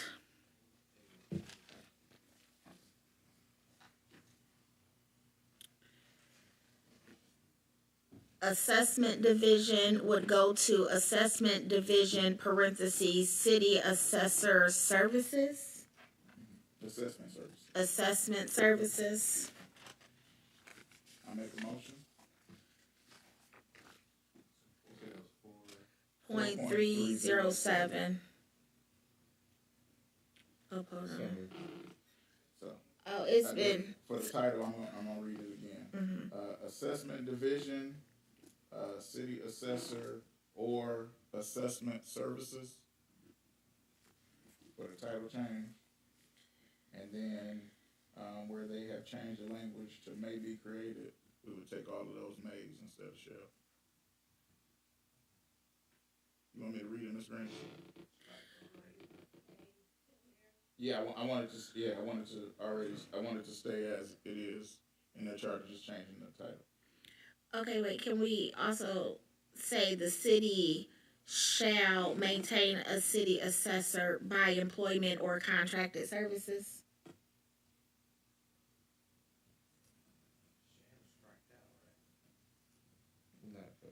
Yeah, it would be the first sentence. Oh, okay. So I'll make that amendment. The city shall maintain a city assessor, or the city may contract for assessment services with appropriate.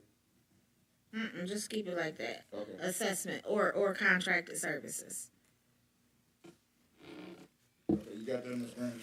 No, I don't. Hold on. Here we go. Yeah. All right, I'm gonna start at the beginning. Don't say nothing. Hold on. Start video. Okay. All right, section. Okay, wait.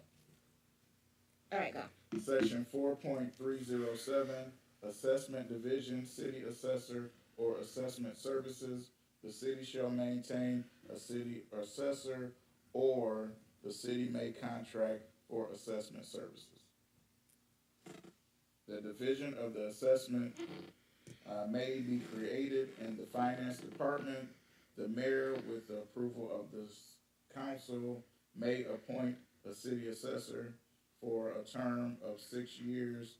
If such mayoral appointment is not disapproved by the council within 30 days, the appointment is effective. The city assessor may be removed by the mayor for cause only. All right. It was moved by Williams and supported by Burrows. Discussion? Stewart. I feel like we should change some of the second paragraph around like the terms, like that. Like if they're gonna contract, I wouldn't want a contract to be entered in for 6 years particularly. I'd want that to be assessed, or the flexibility to assess it at various junctures. And then I also think the language around mayoral appointments and disapproval by the council, we changed in other sections that I would want to match. So like this whole second paragraph I don't like, essentially. Because I think it doesn't provide the flexibility, and it doesn't give that council control as well. Well, and it only focuses on if it was created in-house. Do you have different language? I would honestly probably just keep it almost like with that first paragraph. I feel like we should keep it mostly that way. And then maybe we just take out the second paragraph. So just have the first sentence and then take out the rest? Potentially. Yeah, 307. So, but I'm open to others. That your amendment, Stewart, would be the city shall maintain a city assessor, or the city may contract for assessment services, period. Yes. Okay. I'll take that amendment to my motion. Second.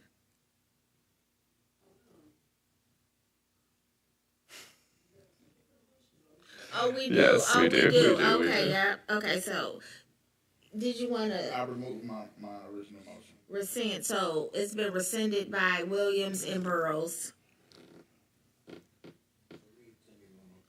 Okay, so now I'm making a new motion. The new motion for 4.307 is Assessment Division, City Assessor, or Assessment Services, all underlined. Then this next paragraph is the city shall maintain the city or assessor or assessment services. The city may contract for assessment services. Period.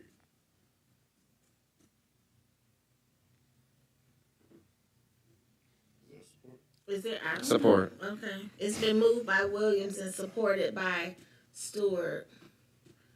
Question. Turpin, turn your mic on. Thank you.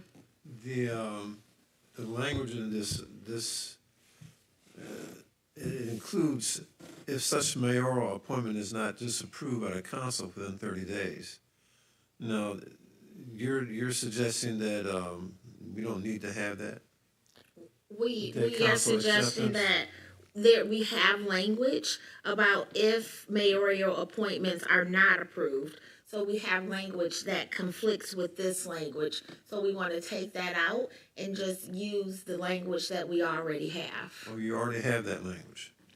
Not in this section. It's Not in a in this different section, section. but overall, Yes. it would cover this. Okay. Yes, Stuart, can you read that language?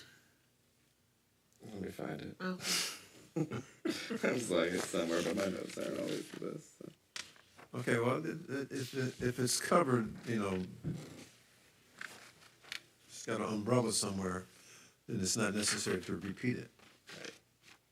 Okay. It is somewhere. I think it was around apartment heads, but there, we could really. My worry is on utilizing, like, saying that a specific term, saying like that, like, I'd be fine to also say what we had said around. What? Let me just. Okay, let me look. Let me try to make. Kind of had some good language. I remember. I think it was something around, and I think this was around apartment heads is where we moved it into, was Oh, there you go. I found it. Go ahead. if mayoral appointment is not approved by council, the mayor has the right to resubmit their approval of the candidate or submit another candidate for approval. Sorry, I talk fast. But we had also added in some language around interim appointees, and that was where, like, we had that discussion around, like, we don't want to just automatically assume that if council doesn't deal with it in 30 days, that they're just automatically approved. So in other words, we Yeah. don't need to repeat that every time we talk about Yes. Correct. Leadership. Exactly. Yes. Okay. All right. Just Thank you, Commissioner Turpin. Yep. So it's been moved by Williams and supported by Stewart. Any further discussion?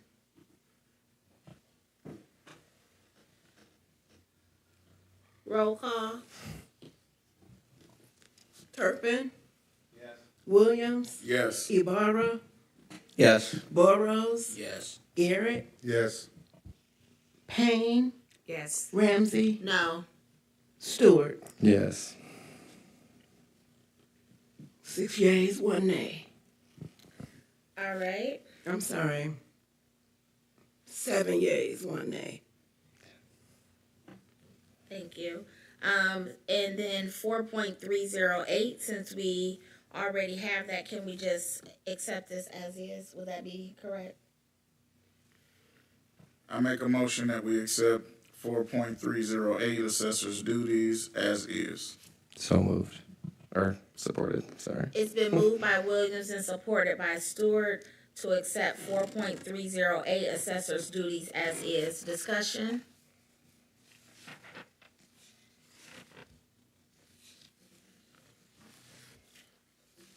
Roll call. Williams. Yes. Ibarra. Yes. Burrows. Yes. Garrett. Yes. Killian. I'm sorry. Payne. Yes. Ramsey. Yes. Stewart. Yes. Turpin. yes. 8 yeas, no nays. Thank you.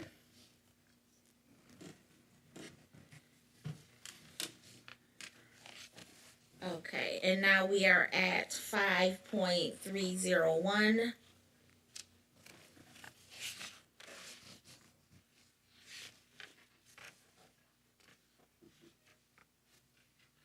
Accounting. Is there a motion to adopt as is?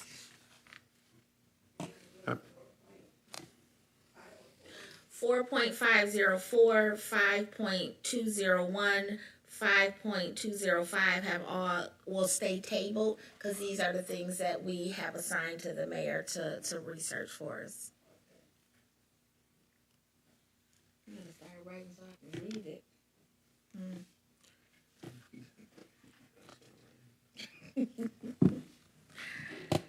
So we're good, Madam Chair? I'm sorry? Are we good to move on from the Yes, motion? yes. Is there a motion to approve 5.301 as is? I Or are move- there changes? I move to accept 5.101 fiscal year as is. Well, that was 301. You said, I'm sorry, 5.301, accounting. The other ones we covered in the other meeting. So we're at chapter 3. Oh, sorry. I withdraw my motion, sorry. Okay. 5.301, accounting. Are there any changes? I motion to approve 5.301 accounting as is.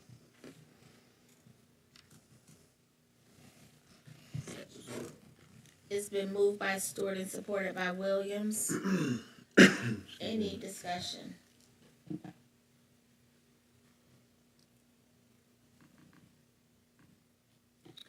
All right, so we are approving accounting. Accounts shall be kept by the finance director or contracted agency, showing all assets and liabilities of the city and the financial transactions for all departments of the city. The accounts and the forms therefore shall conform to any uniform system required by law or ordinance. Financial reports shall be prepared for each month, each quarter, and each financial year. Those financial reports shall be provided to the mayor and the council. Roll call. Ibarra, Yes. Burrows, Yes. Yes. Payne, Ramsey, Yes. Stewart, Yes. Turpin, Yes. Williams. Yes. 8 yeas, no nays. 5.302. Is there a motion to approve as is?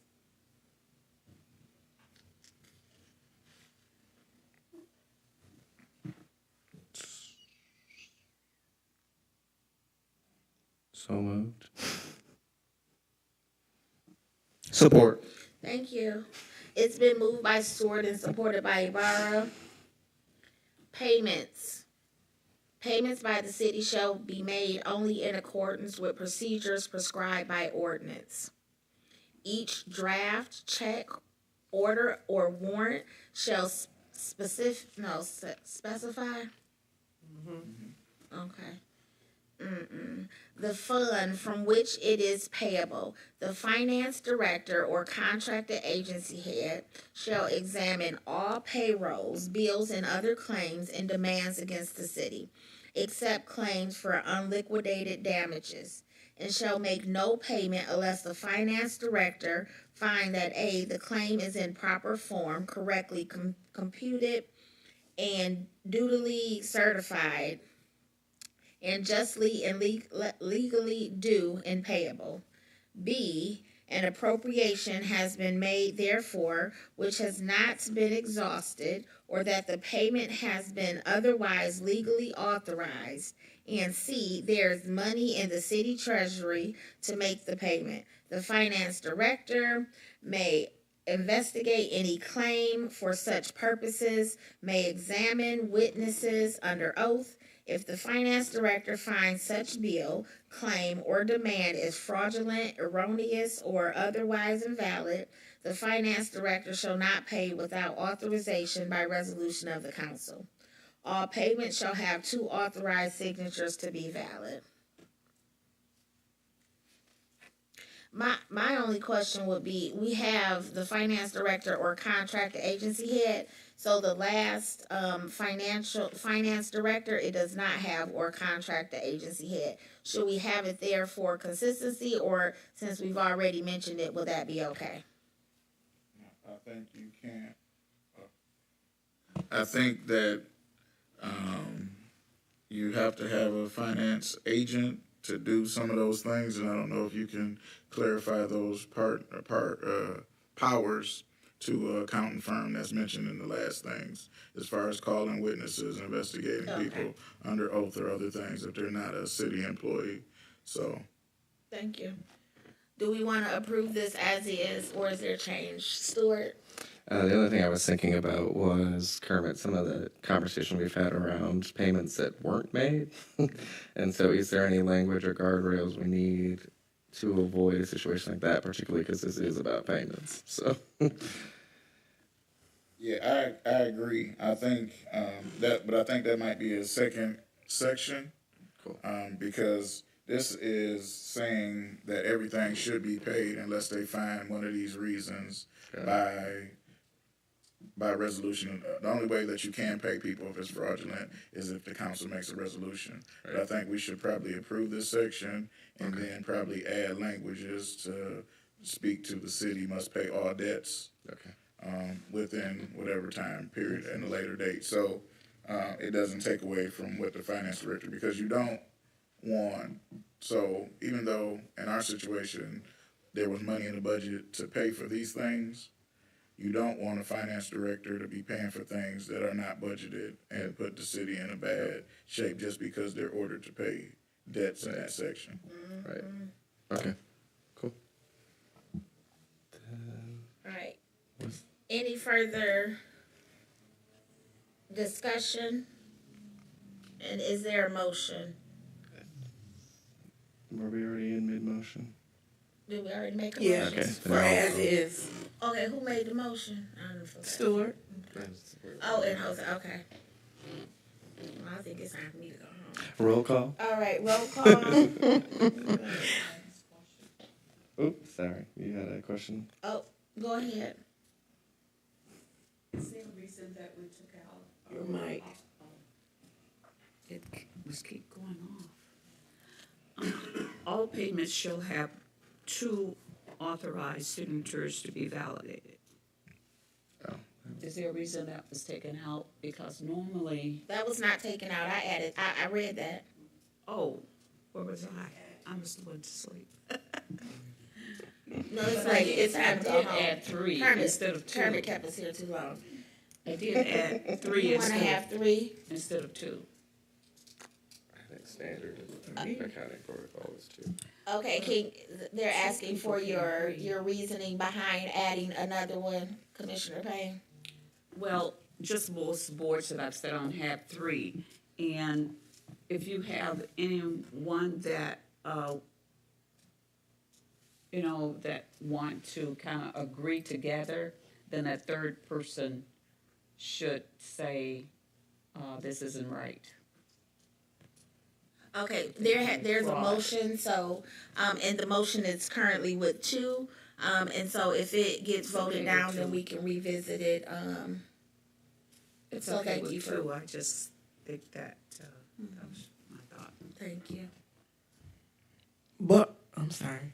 Ray? Yeah, roll call. Burrows, Yes. Garrett, Yes. Payne, Ramsey, Yes. Stewart, Yes. Turpin, Yes. Williams, Yes. Ibarra. Yes. 8 yeas, no nays. All right. 5.303 cash management.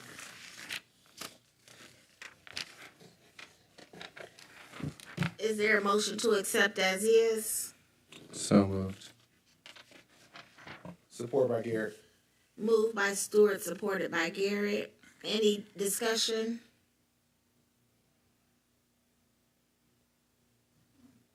Yes.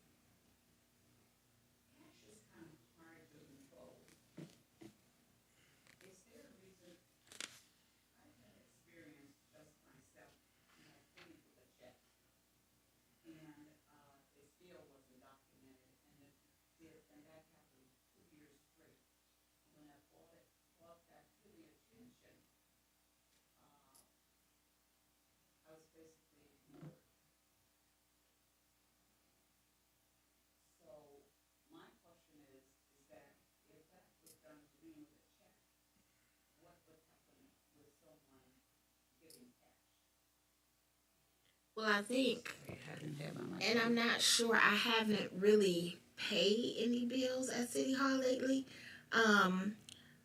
But there are times when people come to like rent out the Bowen Center, pay for things at the Treasury Department, that they may receive cash or check. And it's just saying what the responsibility once that that funding has been received. So all money belonging to the city received by any elective officer, appointee, employee, or contracted agency employee of the city shall be given promptly to the treasurer and deposited. So it's just saying what the steps are if people receive any funds. Williams? Yeah, no, just an agreement, and this expands, the word that's key in here is regular daily deposit. So if somebody gets any cash money in the city, they're supposed to give it to the treasurer within that day. So there's no reason for you to give somebody $60 and it not get to the treasurer the same day. And so I think that's a good check and balance that's been added. Madam President, Yes. you know, there was a time during our heyday that it was reported that there was money sitting in boxes down in the Treasury Department that hadn't even been deposited. So there's a certain amount of things that you can do and control, and all we can control is the language here that says blah, blah, blah. But the reality is, what you're saying is that there are some things that we can't police all the time. And hopefully our systems are better in control. Of course, this was during a time when they didn't have computers and things like that. And I mean, I heard stories about the boxes full of checks that hadn't been deposited. And so if I had a $200 check that hadn't been deposited, am I going to run down there and make sure that they took my money? Well, that's what happens. But we just can't control all those things. Thank you. Any other discussion?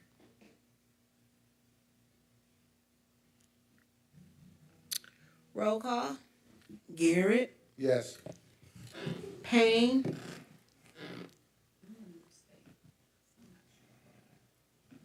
Ramsey, Yes. Stewart, Yes. Turpin, Yes. Williams, Yes. Ibarra, Yes. Burrows. Yes. 7 yeas, 1 abstain. Thank you. Thank you. 5.304, establishing funds. Is there a motion to approve as is? Support. Oh, it's been moved by Turpin and supported by Payne. Any discussion?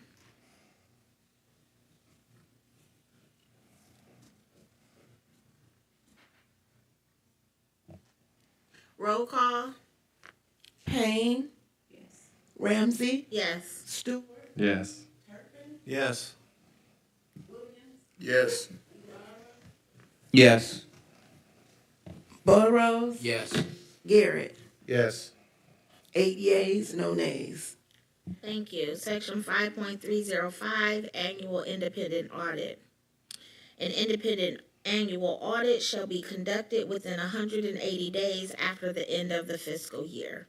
The audit of the city accounts of all elective officers, appointees, departments, and contracted agencies of city government shall be conducted by public accountants who have no personal interest, direct or indirect, in the financial affairs of the city or any of its departments, contracted agencies, elective officers, appointees, or employees. In addition to the annual audit, the council or the mayor may at any time provide for such an examination or audit of the city accounts of any department, contracted agency, elective officer, appointee, or employee of city government as the council or mayor may determine. Moved.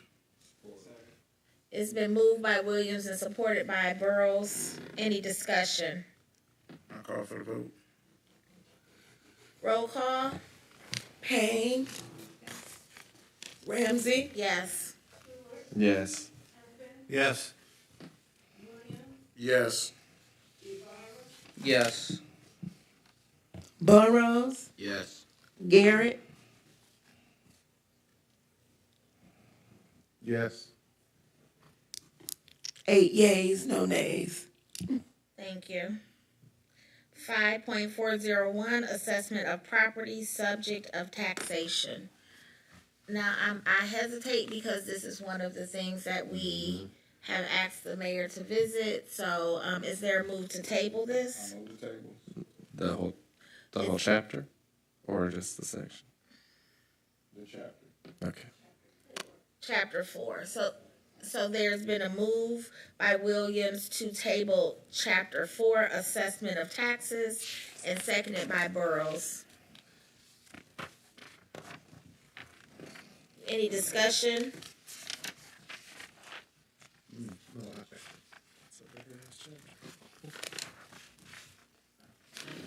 I'm being the police right now. So. Call for the vote. All right, roll call. Ramsey, Yes. Stewart, Yes. Turpin, Yes. Yes.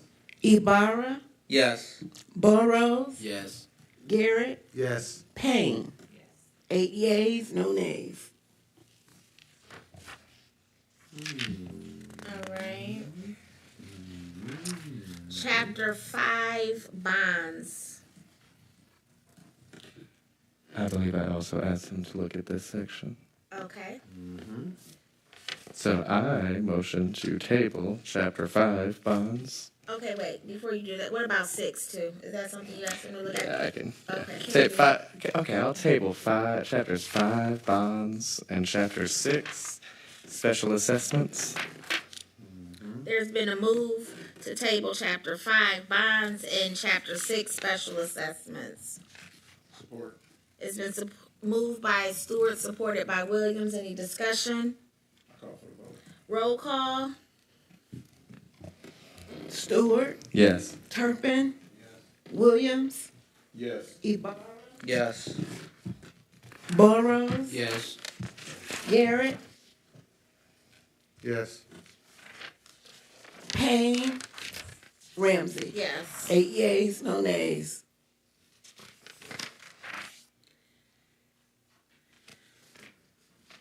Article 6, general provisions. Chapter 1, personnel matters. 6.106, affirmative action. City government shall provide equal opportunity in employment for all persons, prohibit discrimination in employment because of race, color, religion, sex, age, national origin, handicap, marital status, height, or weight, and promote the full realization of equal employment opportunity through a continuous affirmative action program in all departments of city government. The mayor shall assure full implementation of this policy. Stewart? I believe this is out of date with current not affirmative, but current laws surrounding discrimination. I feel like it maybe doesn't make as much sense to list out fully, and maybe instead say something like as followed by state law or something like that, because there's in the last 10 years there's been quite a few updates added to this type of standard, but that's my thought. Thank you. I get concerned. I want to say state law, but there are some times where state law does not is not as inclusive as we would like it to be. So I would raise that as a concern. So I agree, but I think if we want to do it, we need to update it for the current language, but then list out all the things, because it also does not have gender here, and I would like to have gender, maybe pronouns. I just want to Sexual word. yeah. Throw it all up in there. Burrows. Sex, age, national origin, that's good.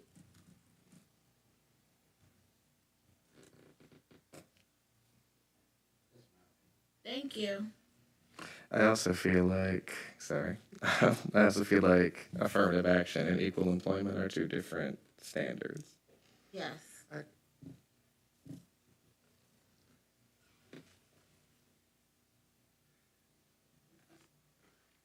It's old. I'm just saying it's old. What is our? Do we know what our state law says? Michigan state law. Do we know what it says around it? I mean, because we know it's old. I mean, it's not. I mean, affirmative action. I don't know if. So I move to table 6.101 and make it a question that we ask the sugar law at the meeting on Saturday, because I think that because they're a law firm, they'll be able to give us some clarity on what we should put in. Because I would like to really figure out how we can ensure more Pontiac people get employed in our charter, more so than affirmative action, because we have the most diverse city, or one of the most diverse cities in the state of Michigan. So that's not necessarily an issue here. The issue is most of the people who have worked in City Hall over the last 10 or 15 years are from outside of the city. And how do we factor that in for the People's Charter? In Detroit, after 51% of federal contracts, they have to have 51% Detroiters working there. I think if we're going to take this section more so than affirmative action, we need to make sure that it's Pontiac action in this section. That's just my thought. So there's a motion to table. Is it table the entire section? 6.101, I think. I was just saying 6.101 just because, first of all, we know that state law has changed in 10 years on what these names are. Okay. And then the second part is there something that we can put in that will make it more beneficial to Pontiac residents? And maybe this is something that can propel us to get this charter passed.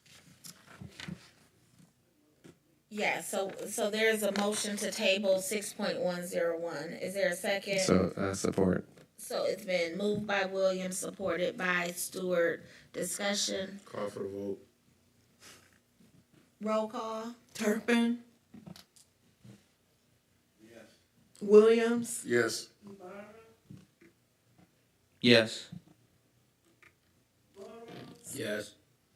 Garrett, Yes. Payne, Yes. Ramsey, No. Stewart. Yes. 7 yeas, 1 nay. I meant that. It was just being difficult. What? One, the Michigan Constitution, affirmative action, is to ban public institutions from discriminating against or giving preferential treatment to groups or individuals based on their race, gender, color, ethnicity, or national origin in public education, public employment, or public contracting. But also to Commissioner Williams' point, I agree. I think it needs to be a separate section. I don't think it needs to be a part of affirmative action. I think it needs to be its own section with its own title spelled out specifically for what you're talking about. So that was my no.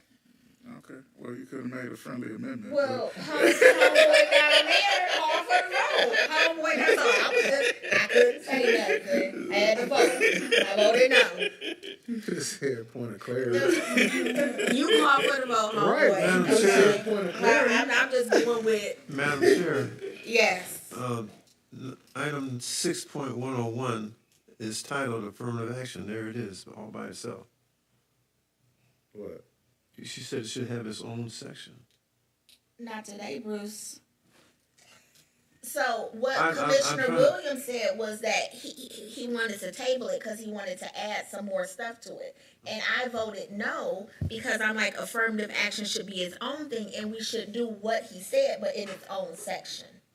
Well, doesn't it have its own section? Okay, 6.101. yes, but we didn't table that, so we gonna move to 6.102 because we didn't table that. I moved that way, John. All right, Not yet. can we do that? Is there a second? I would Wait, like no. to. No, because Come we on. gotta. even if we don't, if we adjourn this section of the meeting, we still should talk about the upcoming meetings and Yes. several more. So, I make a motion that we table, Can we just stop? stop the charter amendments for today, and then move to upcoming meetings and additional notes from Commissioner Stewart. We're not gonna talk about all that. I prefer that at Sugar Law on Saturday, my notes. Okay. So it's been moved to end discussion on the charter amendments and move to upcoming meeting dates. Start at 6.102, right? Yes, we'll start at 6.102. Do we need to vote on that? Mm-hmm. Okay, do we have a second? I support. Okay, Stewart supported. Roll call. Williams, Yes. Ibarra, Yes. Burrows, Yes. Garrett, Yes. Payne, Yes. Ramsey, Yes. Stewart, Yes. Turpin. Yes. 8 yeas, no nays. All right, upcoming meeting dates. We have a meeting this Saturday, November the 18th from 9 a.m. until 1 p.m. At y'all discretion, it starts at 9 a.m. Let me just say that. It starts at 9 a.m. It's here. It's at City Council Chambers downstairs, the Shrine Room.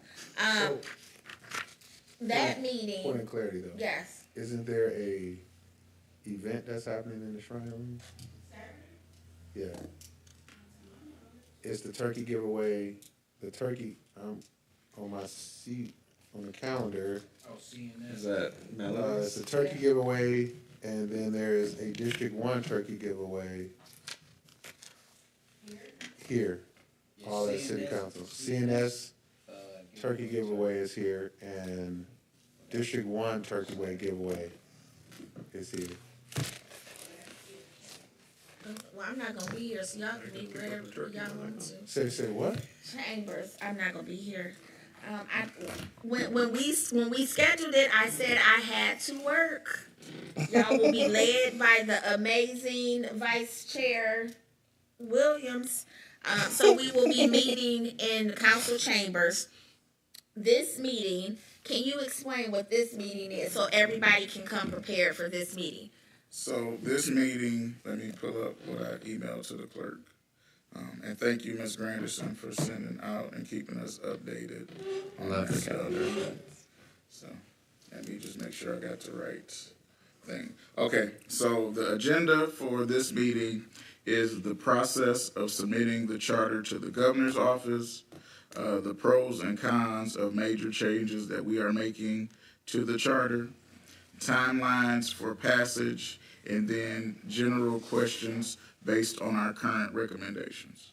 So that is the scope of what we're asking Sugar Law to prepare for, to answer questions on. So if there is something that you are burning to ask them, that is there, but we really need to find out how long it takes to get through the governor's office, that kind of stuff, and hopefully they can give us some guidance, because the lady who's doing the training, the lawyer who was doing the training, was successful in passing a charter in Detroit, not this last one, but the previous one. So hopefully she can give us some added guidance on that. And so I want to meet in the Shrine Room, because we're going to have a workshop, and then we also have money in our budget, so we are going to have lunch that day. So, Mr. Stewart, you don't have any excuse to try to disappear. So it's going to be from 9 to... I'm more worried about the 9 a.m. than I am about the lunch. Anyway.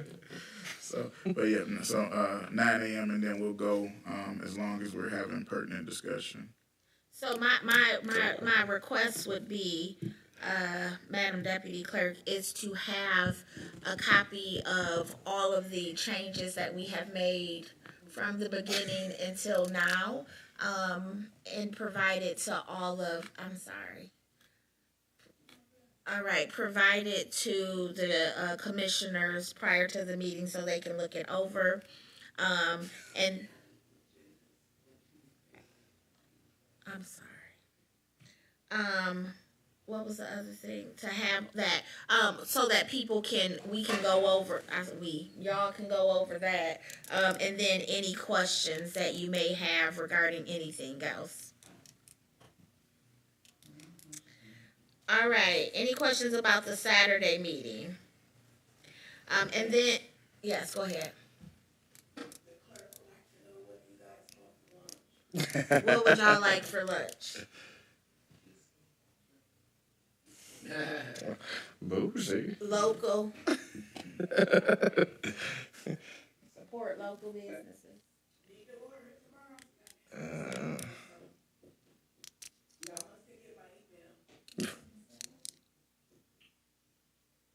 I'm not gonna be here, so. I'm just waiting for everybody else to chime in. They haven't said anything. She said pizza and salad.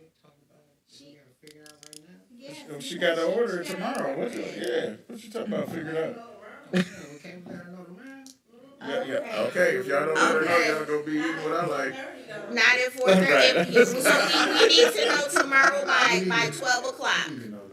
Tomorrow by 12 o'clock. If y'all don't, y'all ain't gonna have no food. No, we're not. No, because I'm not finna do this. Because I'm not gonna be here where I'm at. I'm gonna eat. So y'all can figure this out. Panera. So it's like biscuits and bourbon? Panera. You Yeah, can get y'all got some money in the jalapenos. You budget. get some Yeah. things from a Mexican place. What's the place in Pontiac that So as vice chair, I'm nominating Commissioner Garrett to get with Ms. Granderson in the morning and get the food order for the people. Sounds good. Nomination denied. Nomination not accepted. You better slap that down. Or we can just get some damn pizza and salad. That's what I say. Panera. Could. We got a Panera buried in Pontiac? No. Not in Pontiac. Okay, soups and salad. Okay, I'll get with you in the morning, Miss Sheila. Yep, I will let you know. If y'all want it Before noon. before noon, yes, ma'am. All right. Okay. So our next scheduled meeting is 12/14, but we know we need to meet before then. Next week is Thanksgiving. I was about to say Easter. It is time to go home. You did, but it's like, okay, it's Thanksgiving. So can anyone do the week of the 27th? Yes. The 30th? Yeah.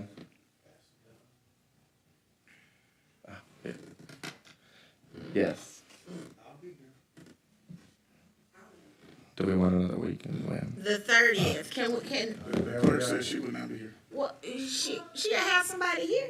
She ain't got to be here. I mean, we love that you're here. Yeah, somebody will be. From the It ain't the same. It is not the same. Can we say that? It is not the same. It is There not. is no replacing you. Okay, it is not the same. Well, Good we're luck gonna have up to there. thug it out. Okay, so can people do the 30th? Yes. All right, Garrett, can you do the 30th? What time? 6. 6 to 9? Or 8:30? It looked like we've been getting out at 8:30. If the city stays quiet, ma'am, yes, I'll be here. All right. Burrows. You gotta check his black book. 6. Same time we come here all the time, sir. All right, Williams, Yes. Stewart, Yes. Ibarra, Yes. about 6:30, right? Okay. Damn. I'm just asking Just people. asking. I'm just The asking shade people. I'm just It is asking shady. is real today. Turpin.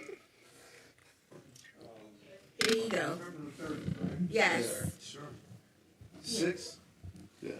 Payne. Yeah, what's your host? Okay. All right. So we would like to have 11:30. We're adding 11:30. Yes. And the chair will be here. Yes. Yes. I will not be here on the 14th, but I will be here on the 30th. All right. So then The 14th. Okay. So when did we say we had to be done? Well, I guess we'll find out by Sugar Law on Saturday. Okay. Yes. Can that be a question? And before we put any date on, can we find, because if they tell us, We got some extra depending on time. what they say, which I very seriously, I don't think we have the same You think time that's that I think we got less time. Think you got less? I think we have less time. Well, then I guess we schedule Depending on it how we for go to the Saturday the governor's 2nd. Yeah. So can we make sure that that is a question that is asked? That'll be, yeah, that's already a question. The timeline for approval is the question. Okay. So right now we have added 11:30, 23 at 6 p.m. and then 12:14, 23 at 6 p.m. All right. Is there a motion to add 11:30, 23 at 6 p.m. in City Council chambers? So moved. Support. It's been moved by Stewart and supported by Williams. Discussion. Roll call. Ibarra, Yes. Burrows, Yes. Garrett, Yes. Payne, Ramsey, Yes. Stewart, Yes. Turpin, Yes. Williams. Yes. 8 yeas, no nays. Closing comments. Payne.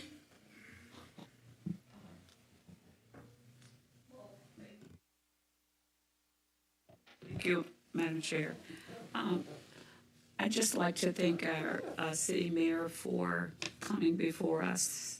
It was a great, big help for us, and I look forward to the next visit. Thank you. Turpin. Well, on the eve of this Thanksgiving, I wish everybody a good Thanksgiving. Enjoy the company of your families and don't eat too much sweet potato pie. Ibarra. Great meeting, everyone. Yes, to piggyback on Commissioner Payne, thank you to the mayor, and thank you for the last week as well, Council President McGinnis. Just to be involved and having that special guest during the meeting is feels like it's always an excitement just to be involved with those who are currently in the positions in which we're trying to make an impact on. Have a happy Thanksgiving, and we'll see you guys on this Saturday as well as the 30th. Thank you. Stewart. No comment. Garrett. No comment. Burrows. Just want to say happy Thanksgiving, everyone. Thank you. Williams. No comment. No comment. Close the meeting at 8:28. All right. Oh.